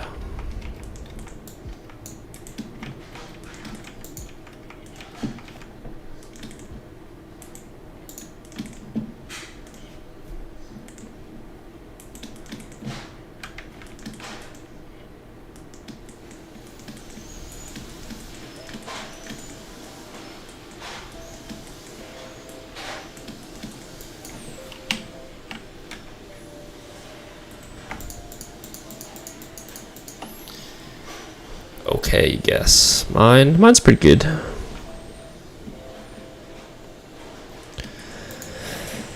It kind of all blends together. What did I do yesterday? Edit tomorrow's video. This video coming out tomorrow morning. That's all edited. Hung out with a child. Went to the park. Today he's been a good boy. Going to have some supper with the in-laws tonight. You know, fun stuff.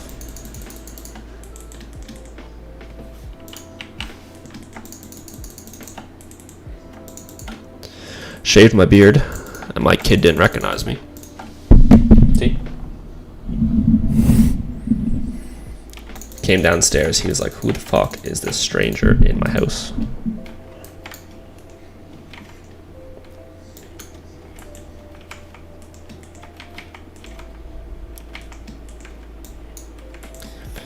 You've been in bed reading books since Thursday. Nothing wrong with that. Should have filmed it. I did. Have it on video.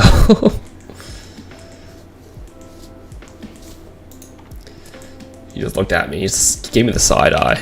He was like, the fuck does this person think they're doing?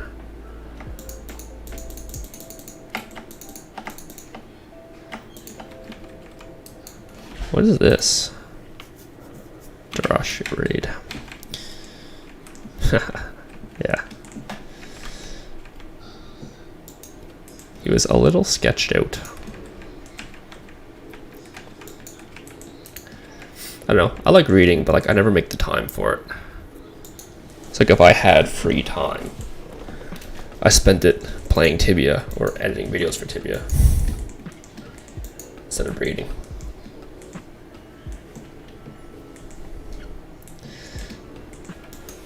There's a book out that I want to read though, but it's very long. I don't even know, it's probably like 1,000 or 1,200 pages or something. I didn't look how long it is, but the other ones in the series are very long.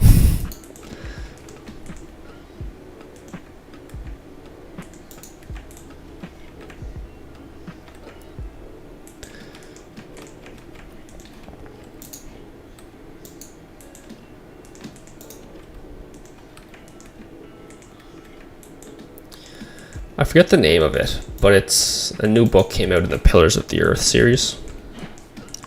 So it has 3 books. Pillars of the Earth is the first book, and there's World Without End and something else.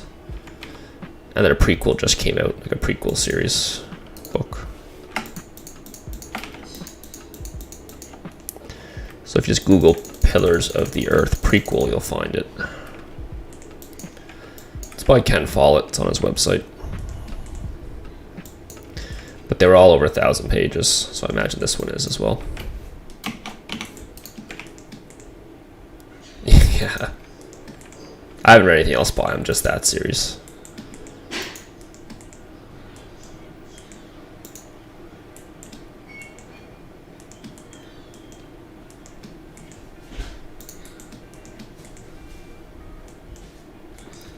Yeah, you could use them as a fucking weapon.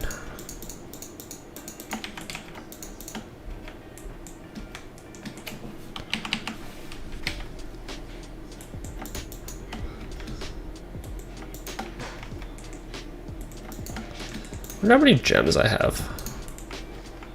35. I was like, yeah, quite a few here. These are just shelf at work because other books are easy to find.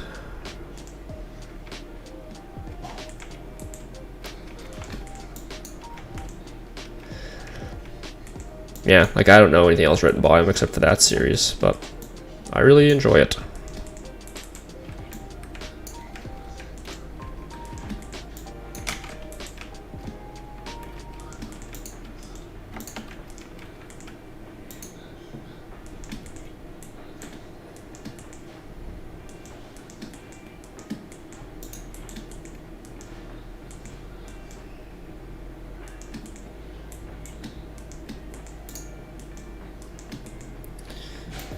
Haven't read anything by him? I'd recommend Pillars of the Earth. I don't know if it's your style, but I really like it. It is like history, kind of, I guess.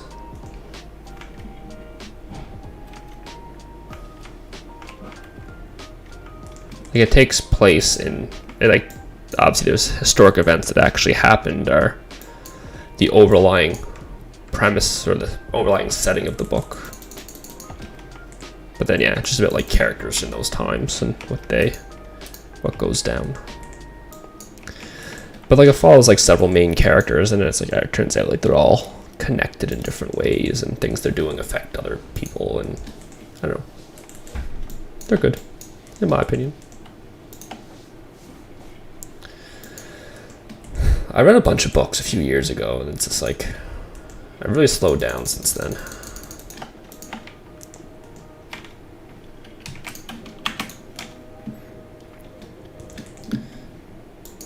Frankly, hooked on contemporary romance at the moment. No idea how that happens. You've always been way into fantasy. I don't even know what the fuck contemporary romance is, but it sounds like I would not be interested in it.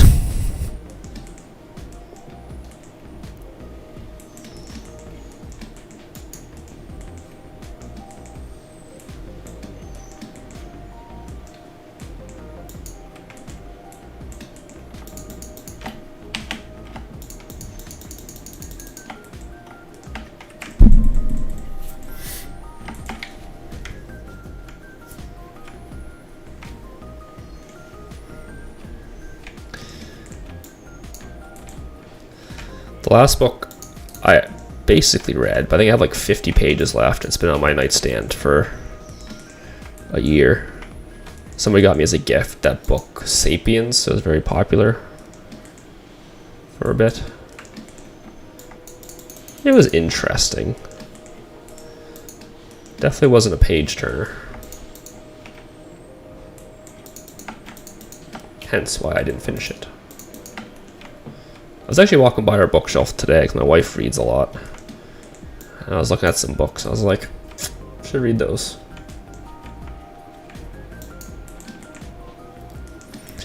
I have a book recommendation for you that you might like if you haven't already read it. I forget the exact number in the title, but I believe it's The First 13 Lives. It might be 15 Lives of Henry August. It's a good book.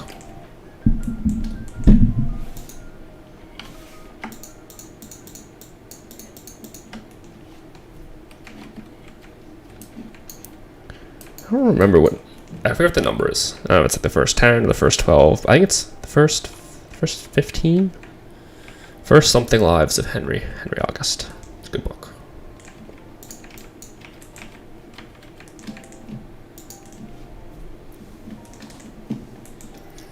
At your homework is to read that book and then get back to me.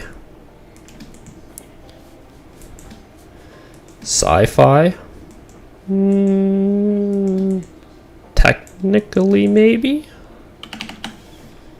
You can read like the plot on the cover, whatever the little synopsis is. I don't want to like spoil too much. But it's not like futuristic, crazy sci-fi stuff. But it's definitely science fiction, you know?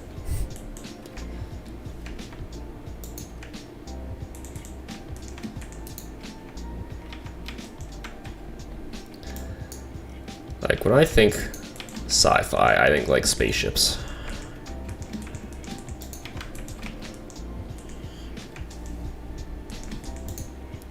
We finished our cave devourer hunting task.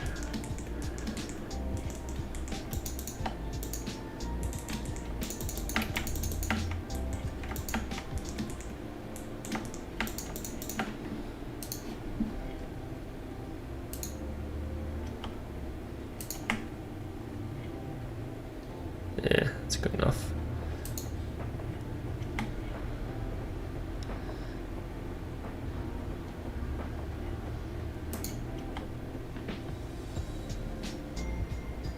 Maybe it's time for you to do warlocks.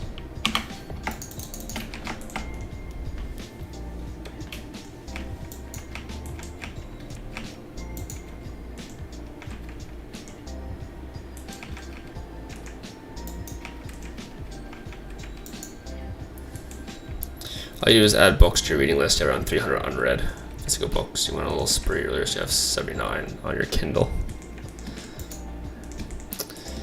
Yeah, that's the way it is. It's like, whether it's shows or movies or books or games, you just add them all to this list of, oh, I'll watch it eventually, I'll read it eventually, I'll play it eventually. That list never ends.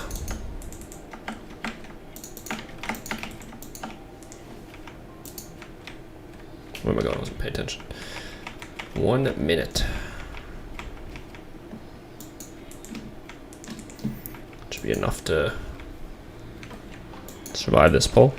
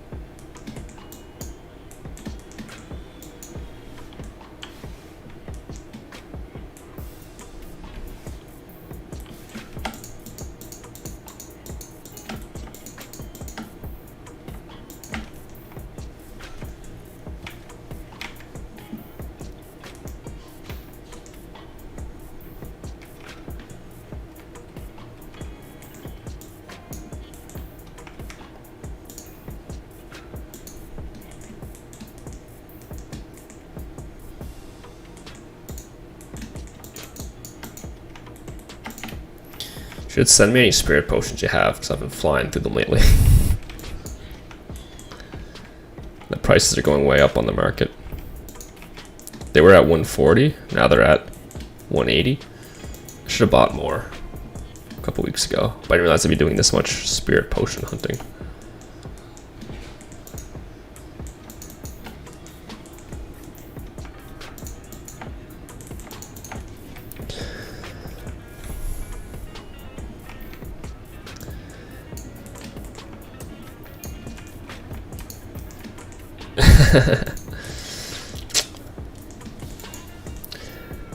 I can always buy my own.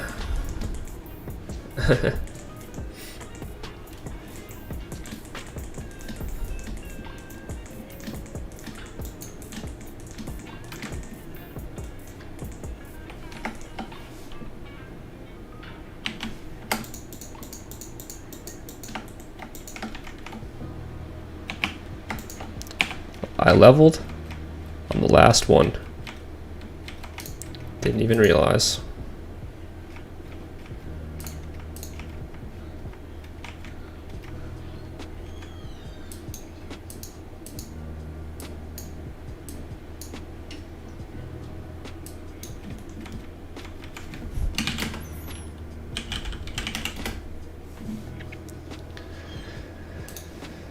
Which one is this? Dwarves. Cloms. Okay. Congrats. Thank you very much. Am I going back? Yes, I'm going back.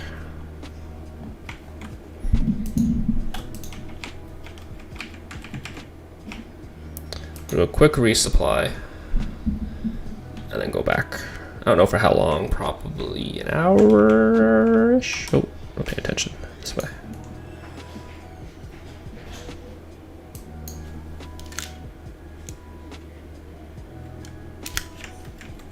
I was hearing stuff.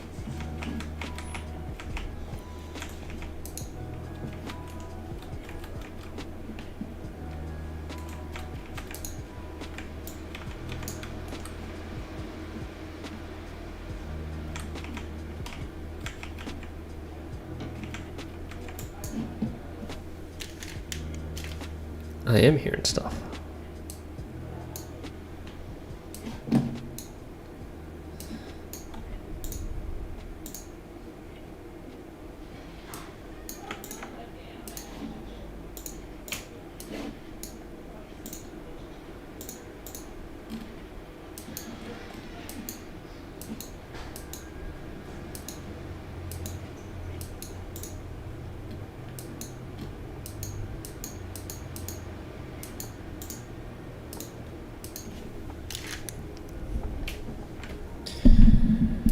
Okay.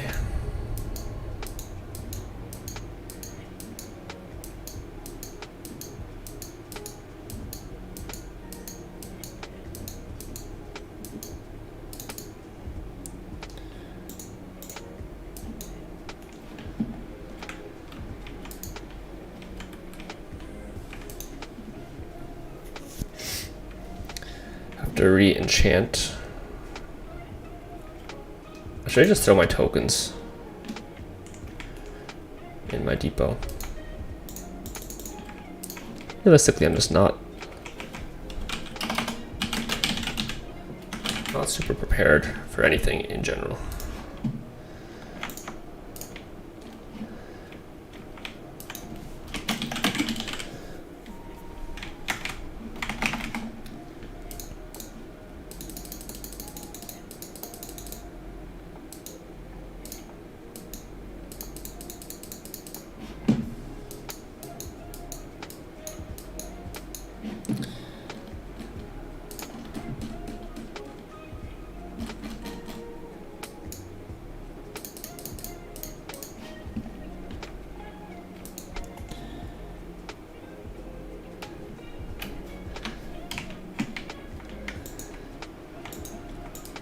I always think I should, and I just don't.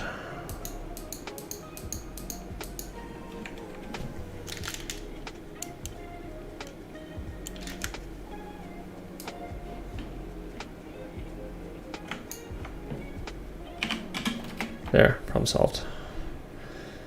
So now we will. So I think what I have to do. Get rid of these rings.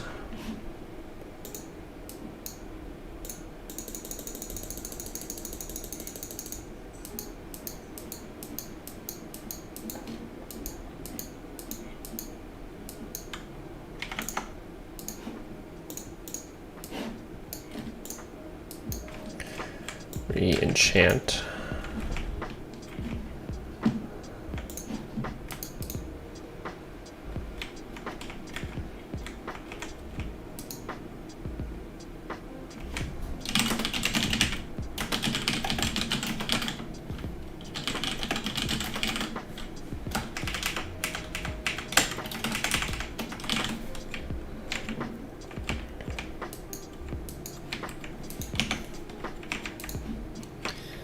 Now we need some spirit potions.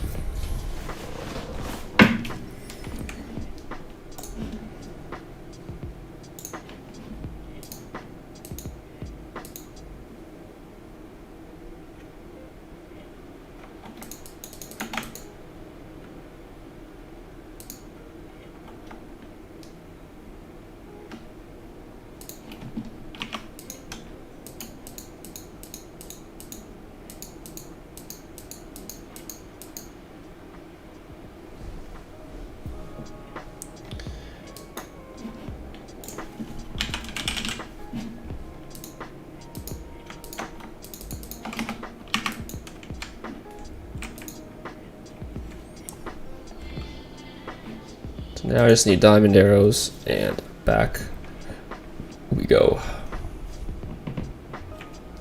The fuck is that? A bony rod.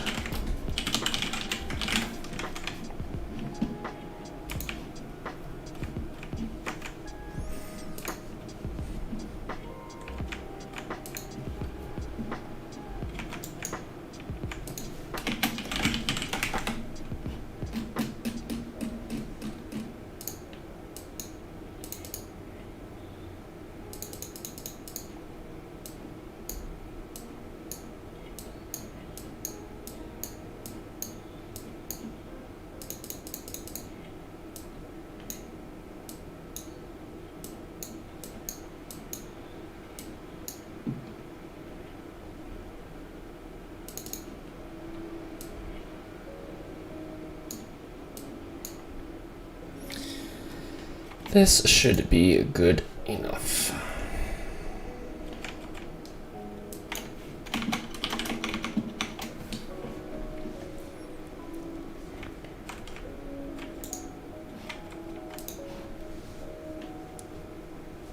So,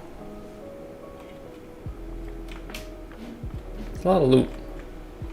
1.3 mil. Be a good spawn during double loot.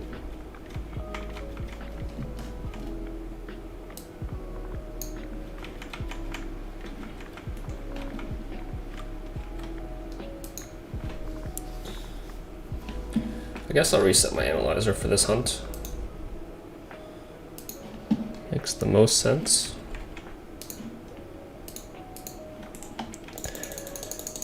Check my imbuements. I think I'm good though. 3 hours, 3 hours, 15 hours. On my sleep shawl. And off we go.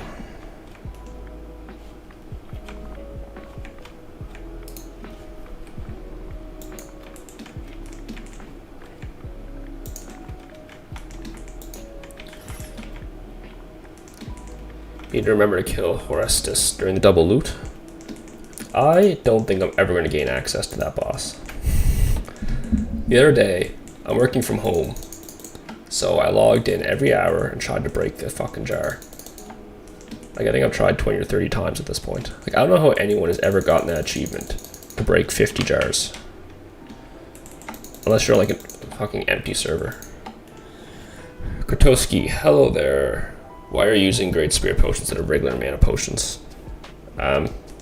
Just for the health regain. Get more mana and more health. And just makes it easier when boxing here. I did hunt here with just manas. And like regular, like strong mana potions, and it was fine. But like doing a box like this makes it a lot better when you have great spirits. You could use manas just for your regular pulls, and then switch to ultimates when you're dying, I guess. Spirit potions just make it way more chill though, in my opinion.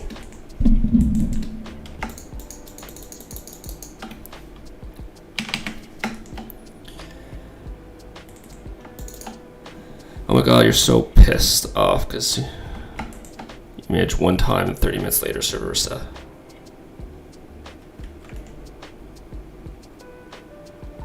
So you did break one? Oh, I took H3 mate to break the second one. I gotcha. Max, hello. Is it good profit here? Yeah, it's decent. I just finished a hunt that was You actually could go back in the stream, but I just cleared my hunt analyzer before I started here 2 minutes ago. It was an hour and a half hunt. It was like 800k profit or something.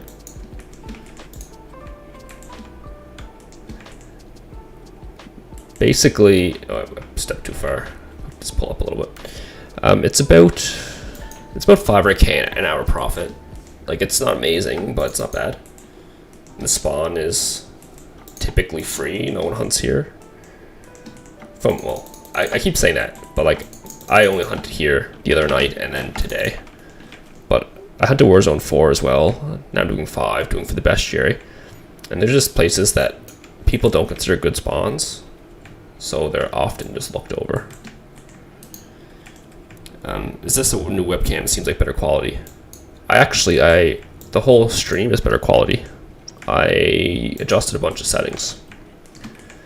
So my stream is now 1080p, 60 FPS. Because before I was at 720 and 30 FPS. Because I had settings for my old computer that when I ported over, I just kept the same streaming and recording settings. So I also realized like my videos that I'm uploading to YouTube, they were technically 1080p, but the quality wasn't that good.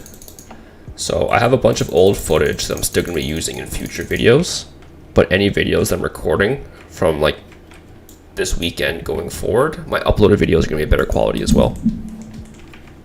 Like a lot better. Because I realized like my name was always kind of blurry and my skills were blurry. Like, unless you go full screen, then it still wasn't the best.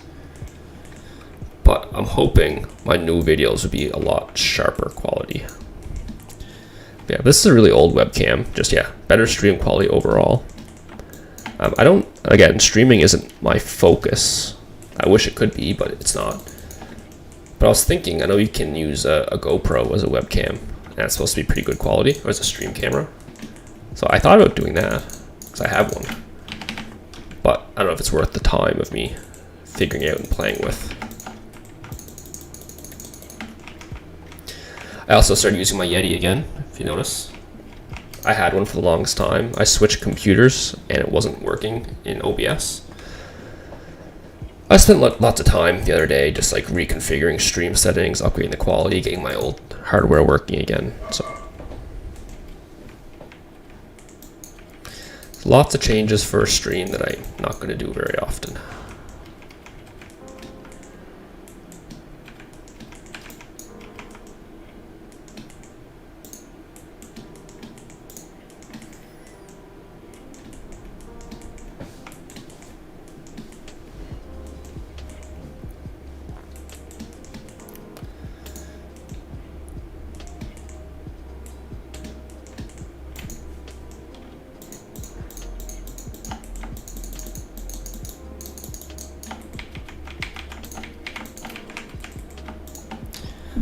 My question is, how do people end up here on my YouTube stream? Like, do you get a notification because you're subscribed?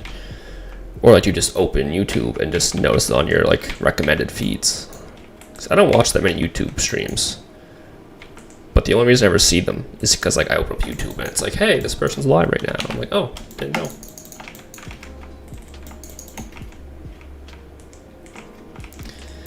YouTube definitely needs improvement in its streaming side, but it's new to the game, so it is only going to get better. You just open YouTube and saw your streaming, so I joined. Yeah, like there's no other good way to find streams, I don't think. There is like a whole YouTube gaming section, but like I was looking at it one time, I was like, how like can you actually find a stream? And like I was trying to search like by, you can even search by game. It was under YouTube gaming, and it was like, here's the live streams. And I was like, oh, can I search for Tibia? But like, no, it was like way down the list. I had to like scroll until I reached Tibia. And if I searched for Tibia, it gave me like pre-recorded videos instead of live streams. I don't know, YouTube's whole UI for finding streams is just a nightmare. Unless it's right there on your fucking recommended page.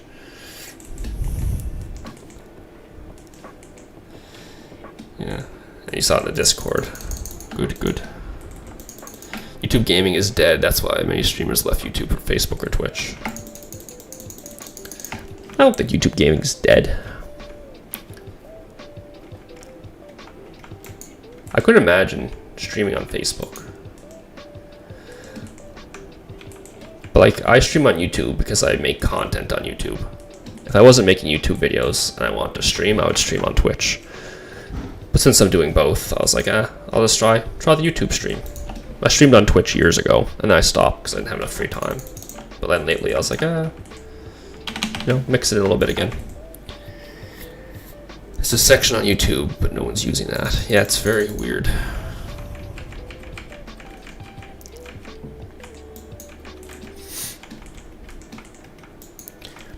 I think, though, like, people are taking it more seriously if they've signed some bigger names. I don't know how long they'll stay here, though. We have, like, Valkyrie, Courage, Dr. Disrespect. They're all on YouTube. There's a guy that a lot of people watch his videos, Harris Heller. Just switched to YouTube. You can stream on YouTube and Twitch simultaneously. True.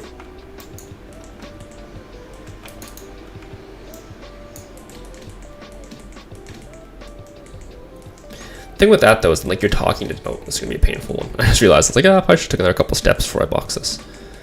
When you're streaming on YouTube and Twitch, you'd have two separate chats. I wouldn't want to do that, because you'd feel like you'd be talking to one set of people, and people are like, what's this guy on about? And you'd be like, oh. You're just like, hey, you can stream on Twitch and YouTube simultaneously. And I said, oh yeah, like, you can do this. And someone in my other chat's like, what the fuck is this guy on about? Like, why did this topic come up? Like I said, my main focus is uploading videos. Streaming is just, I enjoy it. When I have time, I'll do it.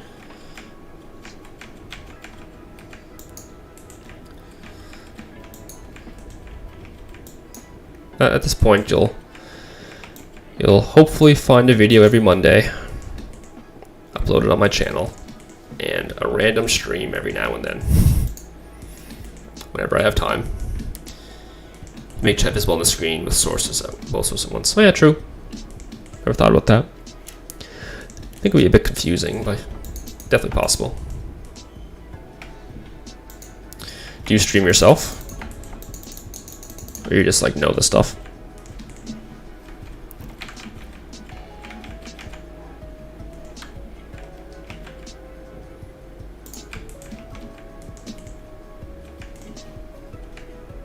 Used to.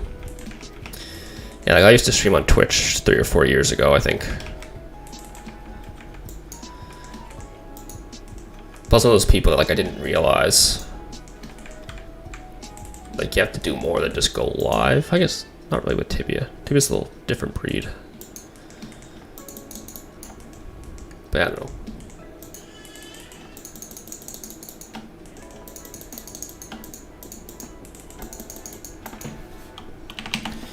Yeah, uni, so no time. There's always something takes over.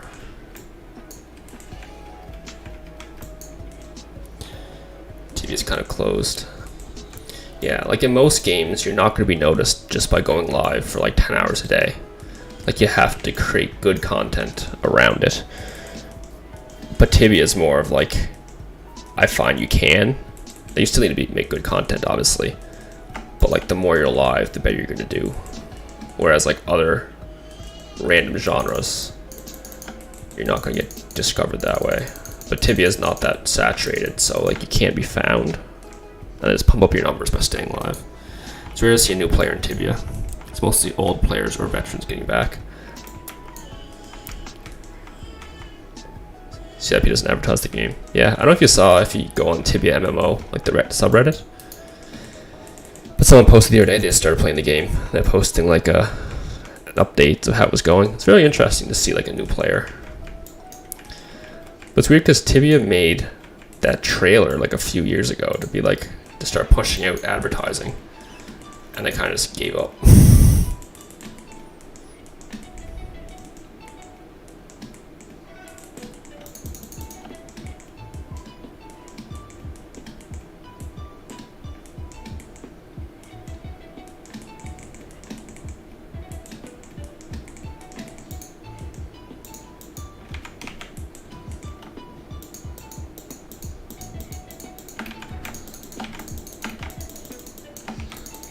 Should be a suspicious device here somewhere. Is it in this one? There we go. Should equip a sun catcher instead of a moon mirror. I don't know. I don't know if I should. Like, I ran... The other day when I was hunting here, I ran sun catcher. I thought I'd try moon mirror. I don't know, it's a big difference between them, really. Like, I know I'm taking more fire damage, but I have more fire protection. Like, I already have... What's that? 5%, 10%, 17% fire protection. I have, like, 0% death. So I think the limiting returns of my fire protection probably makes it better to use death.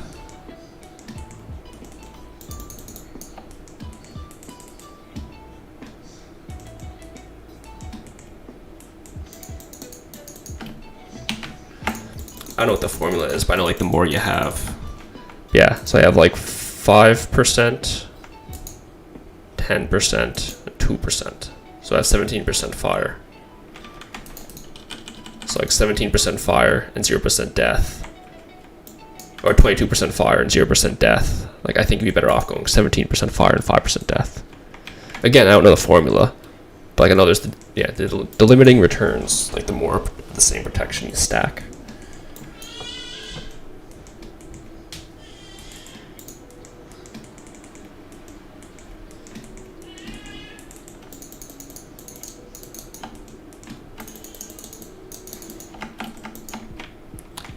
3% death from ring. True. Forgot about that. I just always use butterfly ring. Like, I know people, well, it's definitely better to use like the plasma ones and stuff. But like, I just don't want to switch them.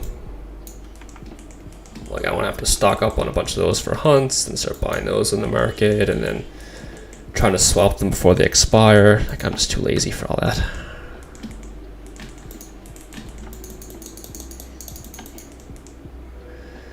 If it ain't broken, don't fix it.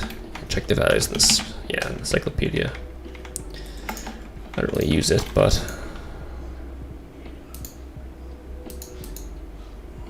so we're at 17 physical, 16 fire, 16 fire. Oh, you're saying like after? Like with the limiting returns? 8%, 16 to 18. 16 and 8.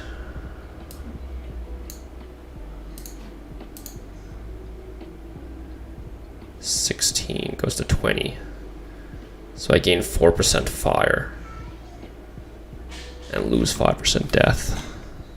Oh. I didn't know that showed like after calculations.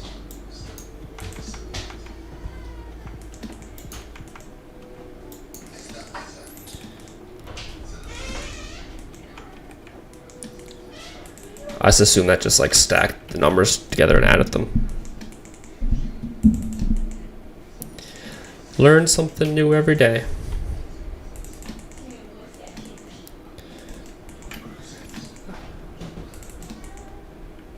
There isn't really a paladin equivalent for cheap sword axe club rings.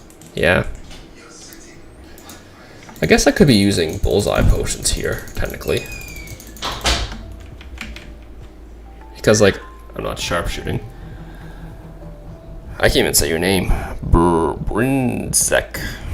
The server is Sakura. Find it quite useful. Yeah, I usually don't pay attention.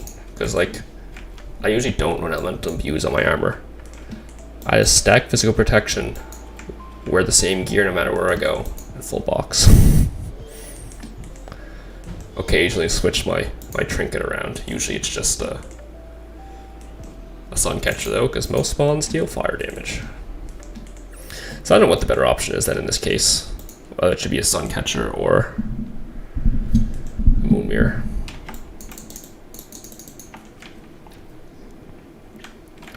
But yeah, I definitely could be using bullseye potions here, because I maybe sharpshoot once a hunt when I end up with a trap to a small pole or kill off a few easy creatures.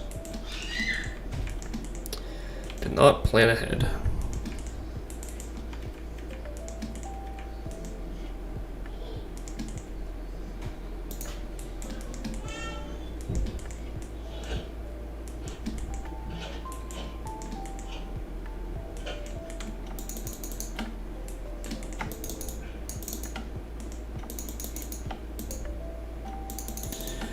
Probably Suncatcher, since despite nice fire protection, you're still getting more fire damage than death. 13 versus 6. Yeah, probably. I'll switch back. You've convinced me.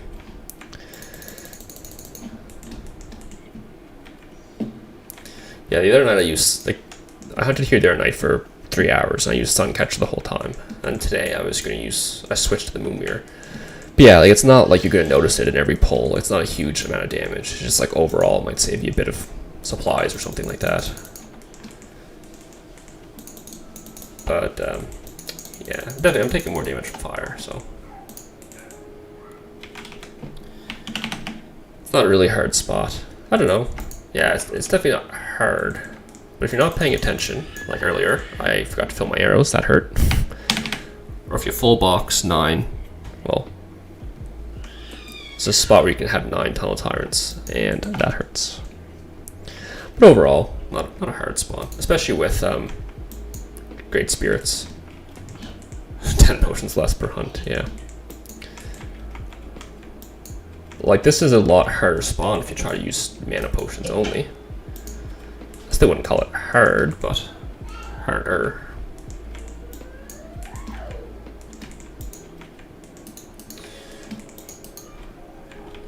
I think I did a mana potion only hunt here, I don't remember.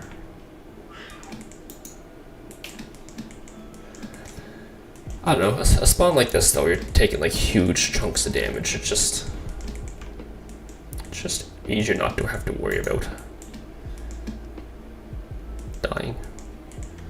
Not that I can't die here, but not super concerned. Gotten low a few times though, actually. Need to get some devices here.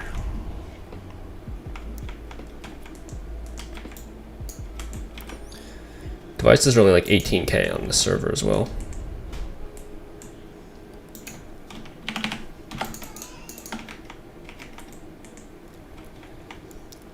Have you ever hunted here, Max? You are a knight, correct?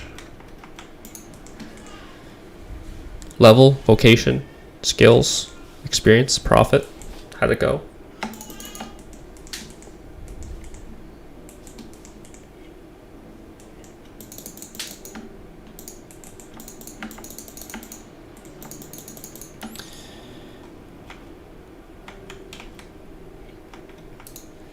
You're getting those more likely because of the higher ping than your character.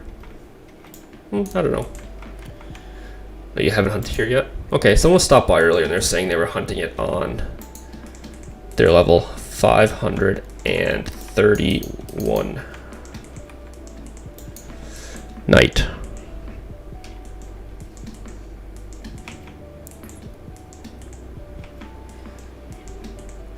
$462 with 110 loyalty skill. Cool.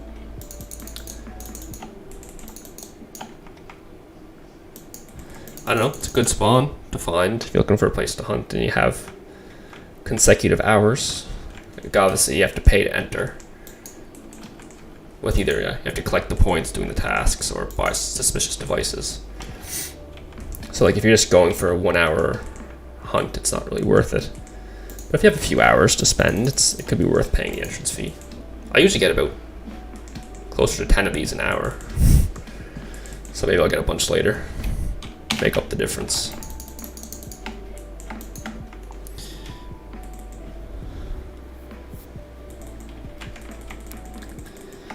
think it would be really easy here with Soul Shredder, but you don't really need more charms. It's Soul Shredder, the sword, right? Soul Shredder. Ice damage. The tricky part here is you have those energy elementals to deal with. So you have to switch to a physical weapon sometimes to get rid of those high voltage elementals.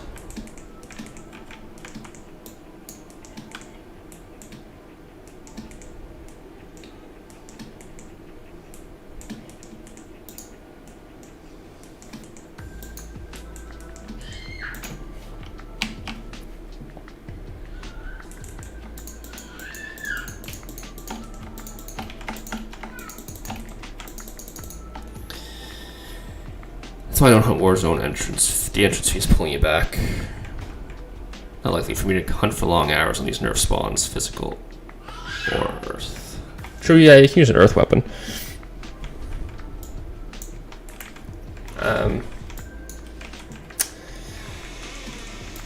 Yeah.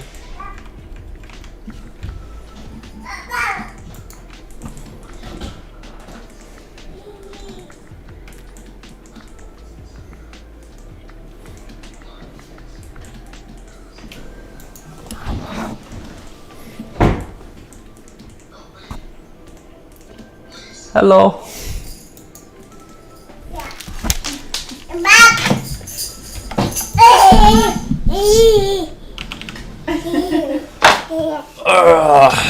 Want to be on the stream?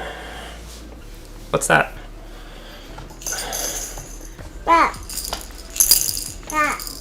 Yeah? You like the mic?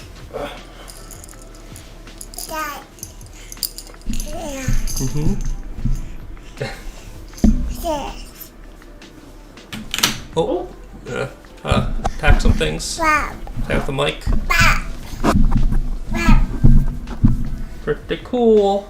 Can you say hello? Can you wave? Sometimes. There's no one to wave to though. Can't see them. Oh, dropped their basketball. What's that noise? I'm just watching the bench like that. Oh. Okay, I'll finish up here. In, I don't know, 15, 20 minutes from probably. Come on, Susie. There you go. Come on. See you in a few minutes. Come on this way.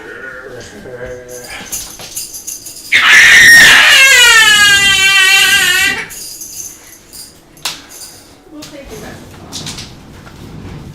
Can you slam it out?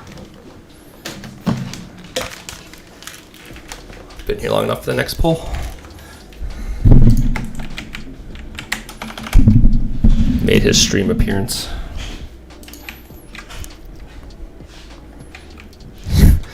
He loves to like sit on my lap and fuck with the computer keyboard.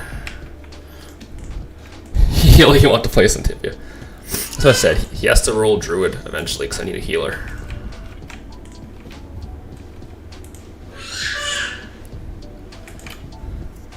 Yeah, he just woke up, so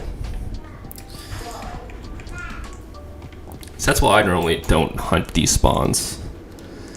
Cause it's like I'm on his schedule.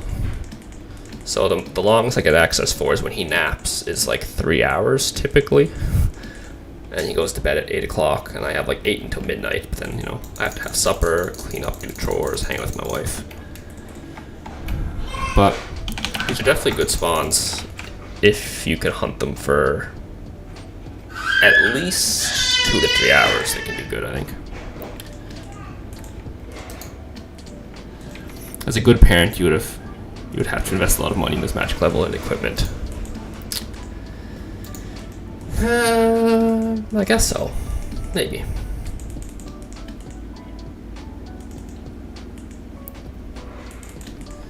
He'll get his fair share of the loot on the hunt, and he can buy his own equipment when he's ready.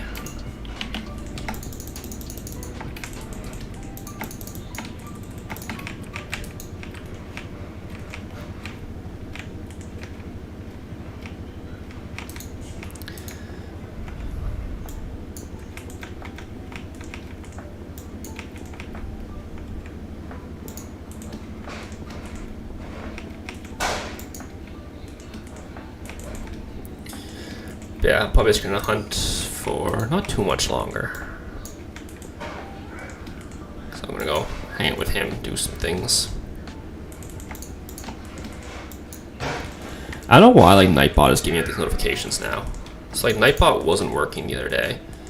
It's supposed to be giving me another one that's not doing. I tried to configure them through Stream Elements, and then Stream Elements isn't working. So it just... notifications aren't meant to be.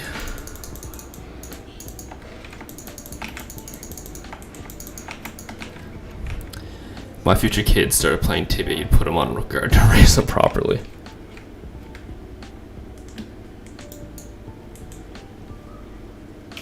It's just funny to think back of like when you played Rookguard and it was like, I think it was like legitimately like 2 to 3 weeks to get to mainland. But now it's like you have like 250 or 280% experience rate or something when you're low level. And you have Dawnport, even on Rookguard, premium on a Rookguard, you can get to main in like an hour, if that.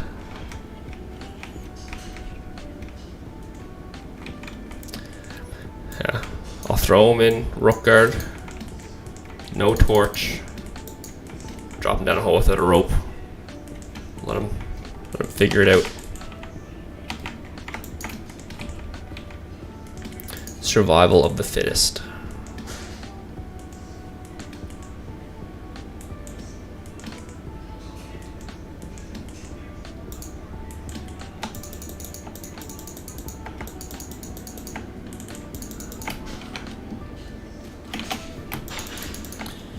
Two to 3 weeks, like 5 to 7 days, depends on how soon you'd start with trolls and orcs. You go for trolls on level 3 and orcs on level 5. Well, the wolves are the best spawn if you had premium, which I didn't. But also it was 2 to 3 weeks because it was dial-up internet, and I didn't have internet at home, so I could only play when at a friend's house.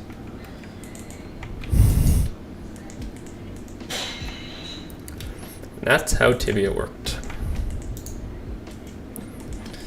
Yeah, my parents canceled the internet for like, I didn't have internet at home for like 3 years.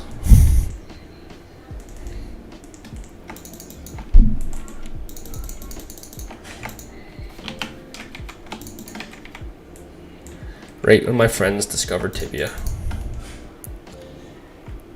Yeah, from your account, your dad, the computer. Yeah.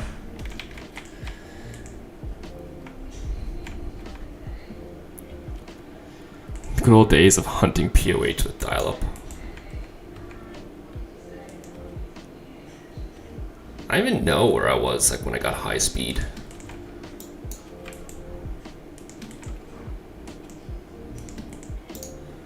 Like,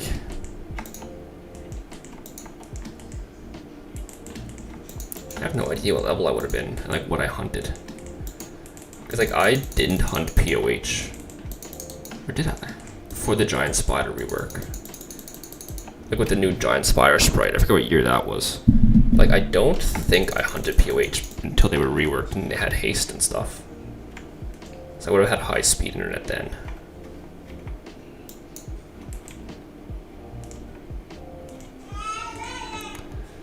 The giant spiders loved the weak internet connection. The giant spiders loved all the noobs on the way. From Thias to Dwarf Bridge. And everyone would lure them. It was frustrating, and it was hard as a kid. And the death penalty was so harsh. Tibia was a different game. But it was exciting times. Going to sell something in a different city to make 1k profit, not knowing if you're going to survive the trip. Times were tough.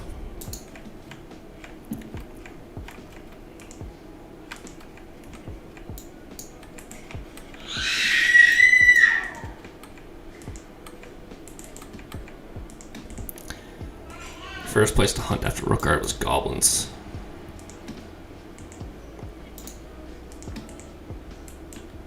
I don't remember for me.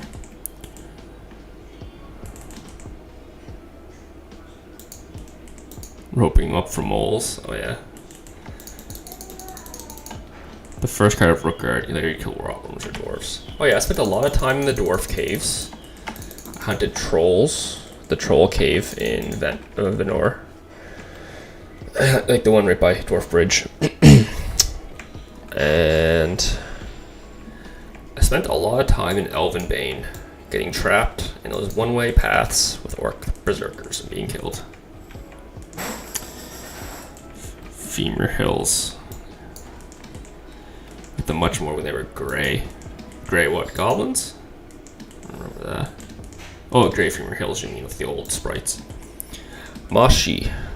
Is it hard to go there? You mean here to hunt the spawn? It's very quick to access. It's right by town. You have to pay to get in here, though. It's the thing.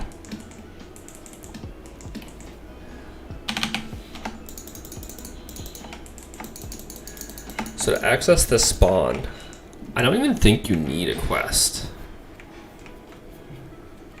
I think you can just come right here and go in. But if you haven't done the Warzone 1, 2, 3 bosses, it costs 15 points to enter. If you have, it costs 10. And then to enter, you can either do tasks to collect points, or you can turn in suspicious devices. So for me, it's only 10 suspicious devices to enter here. But that costs me like 170 to 180k on my server. And you only get access for 8 hours. Spawn's pretty easy here though.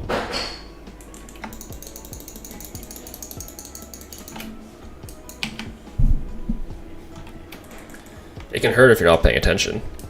Like not filling up your arrows. Did that earlier. You won't stumble across these gates with NPCs with Elf Arcanist sprites. +1 spooked you out.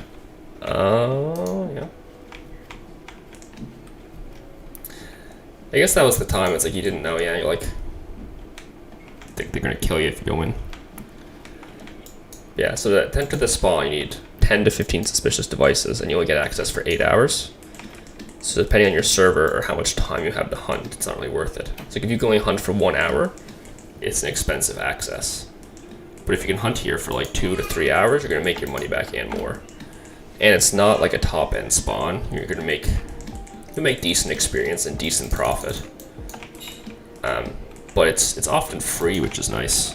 So like if you're on a very active server, it can be an option to find a spawn like middle of the day on a weekend that you can go to uninterrupted for several hours.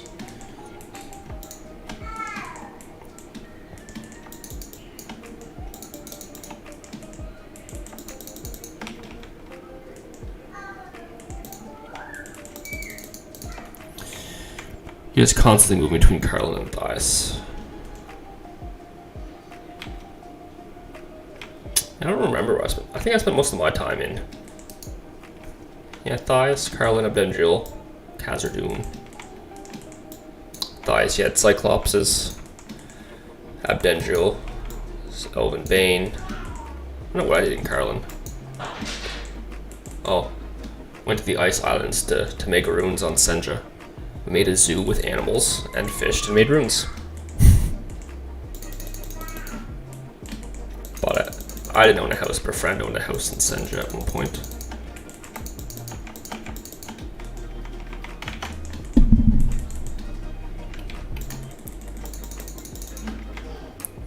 If it's free on Sakura, it can be free everywhere. Oh yes. I guess the thing you'd have to watch though, if you're on a PvP server, is like you could very easily just be jumping out of the spawn after your hunt and get trapped. Like if people knew you were hunting here. But like other than that, yeah, it's free.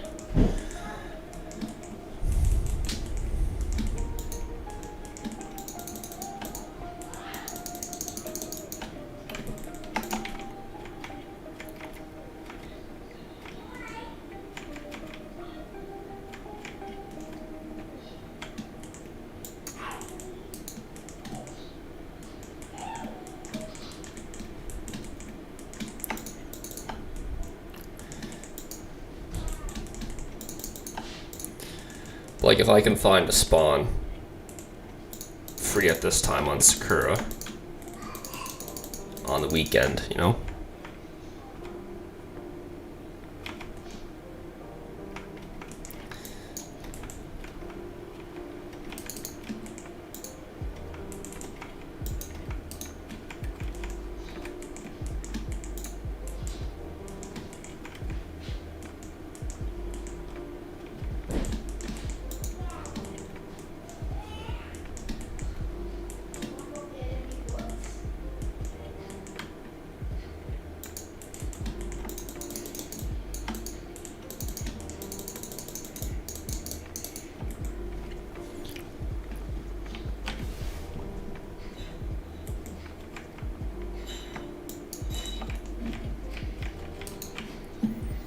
This isn't a very good hunt for suspicious devices.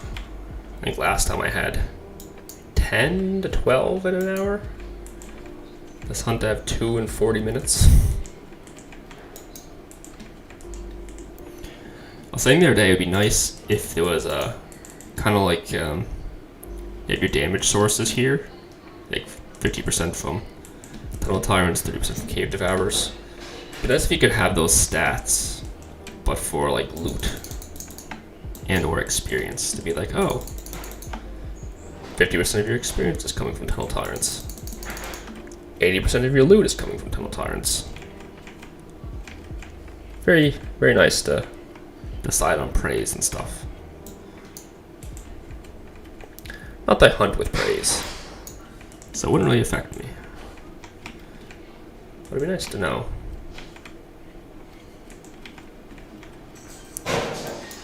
Yeah, I guess so. You just like multiply it out.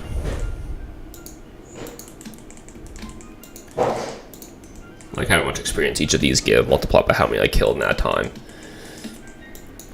I think the loot would be very useful though. It'd be like if you want to run a loot parade, it'd be like, oh, which creature is actually giving me the most loot?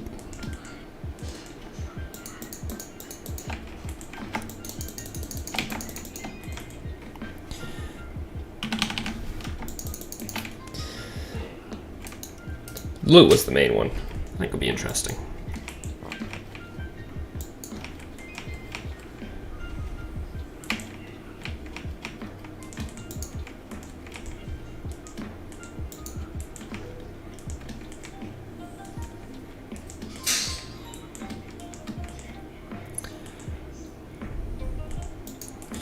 With Prophet, unless it's Minotaur Cult, it's much more complicated. Oh yeah.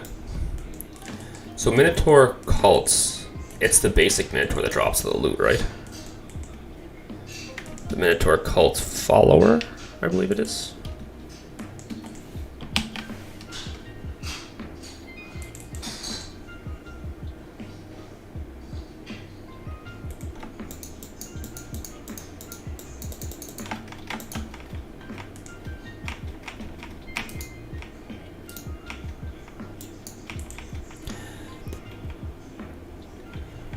Followers 100% profit, both the others are waste. That's what I thought. I hunted there enough to unlock the charms and not much else. But it did seem like the followers were the only ones dropping shields.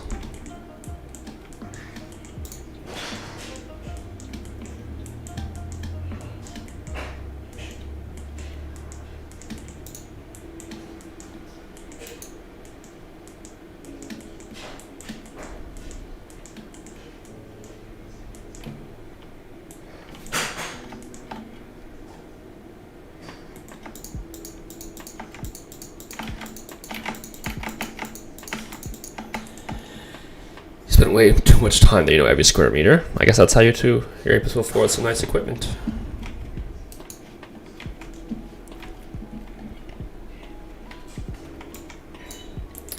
So today we killed about 600 cave devourers, 700 or so tunnel tyrants.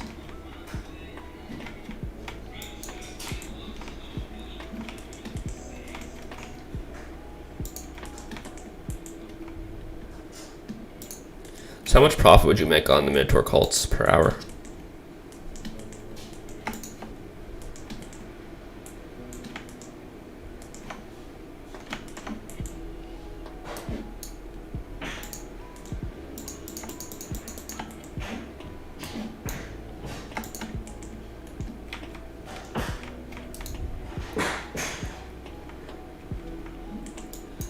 That's equipment you see how pathetic Minotaur cults are compared to some other spots we hunt now.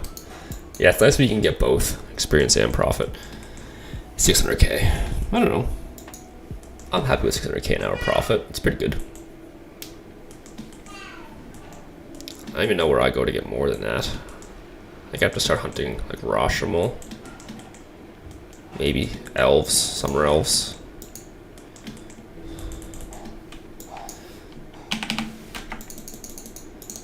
Where lions give 600k an hour profit, they're pretty good.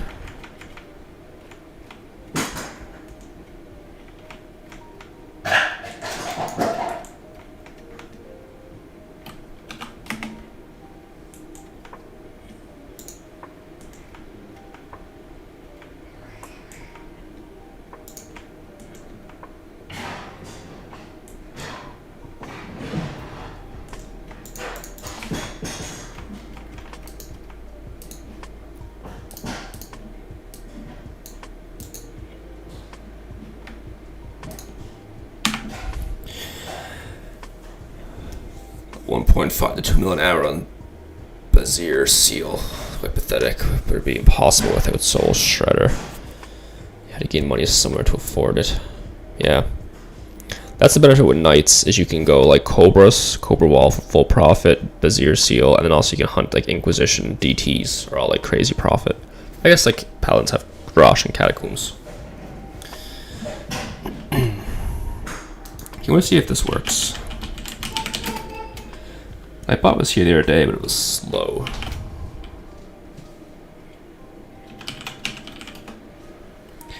You know, close to Bazir with Soul is like from Wage Cock to Millionaire. Okay, well, that's all.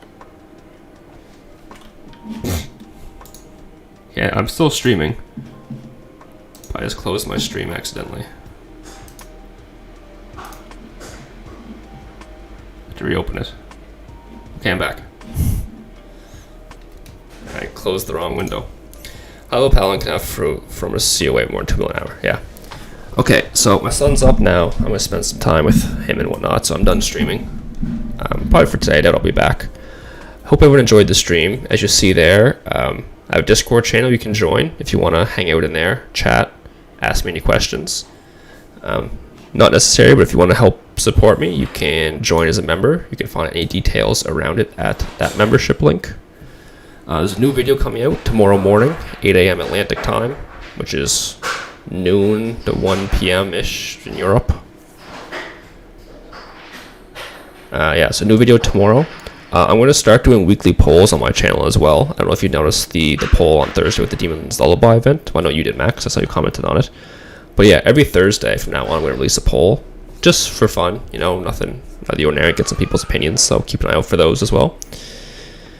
Thanks for stopping by. Thanks for watching the stream. You take care as well, Max, and hope everyone enjoys the rest of their weekend. See you later.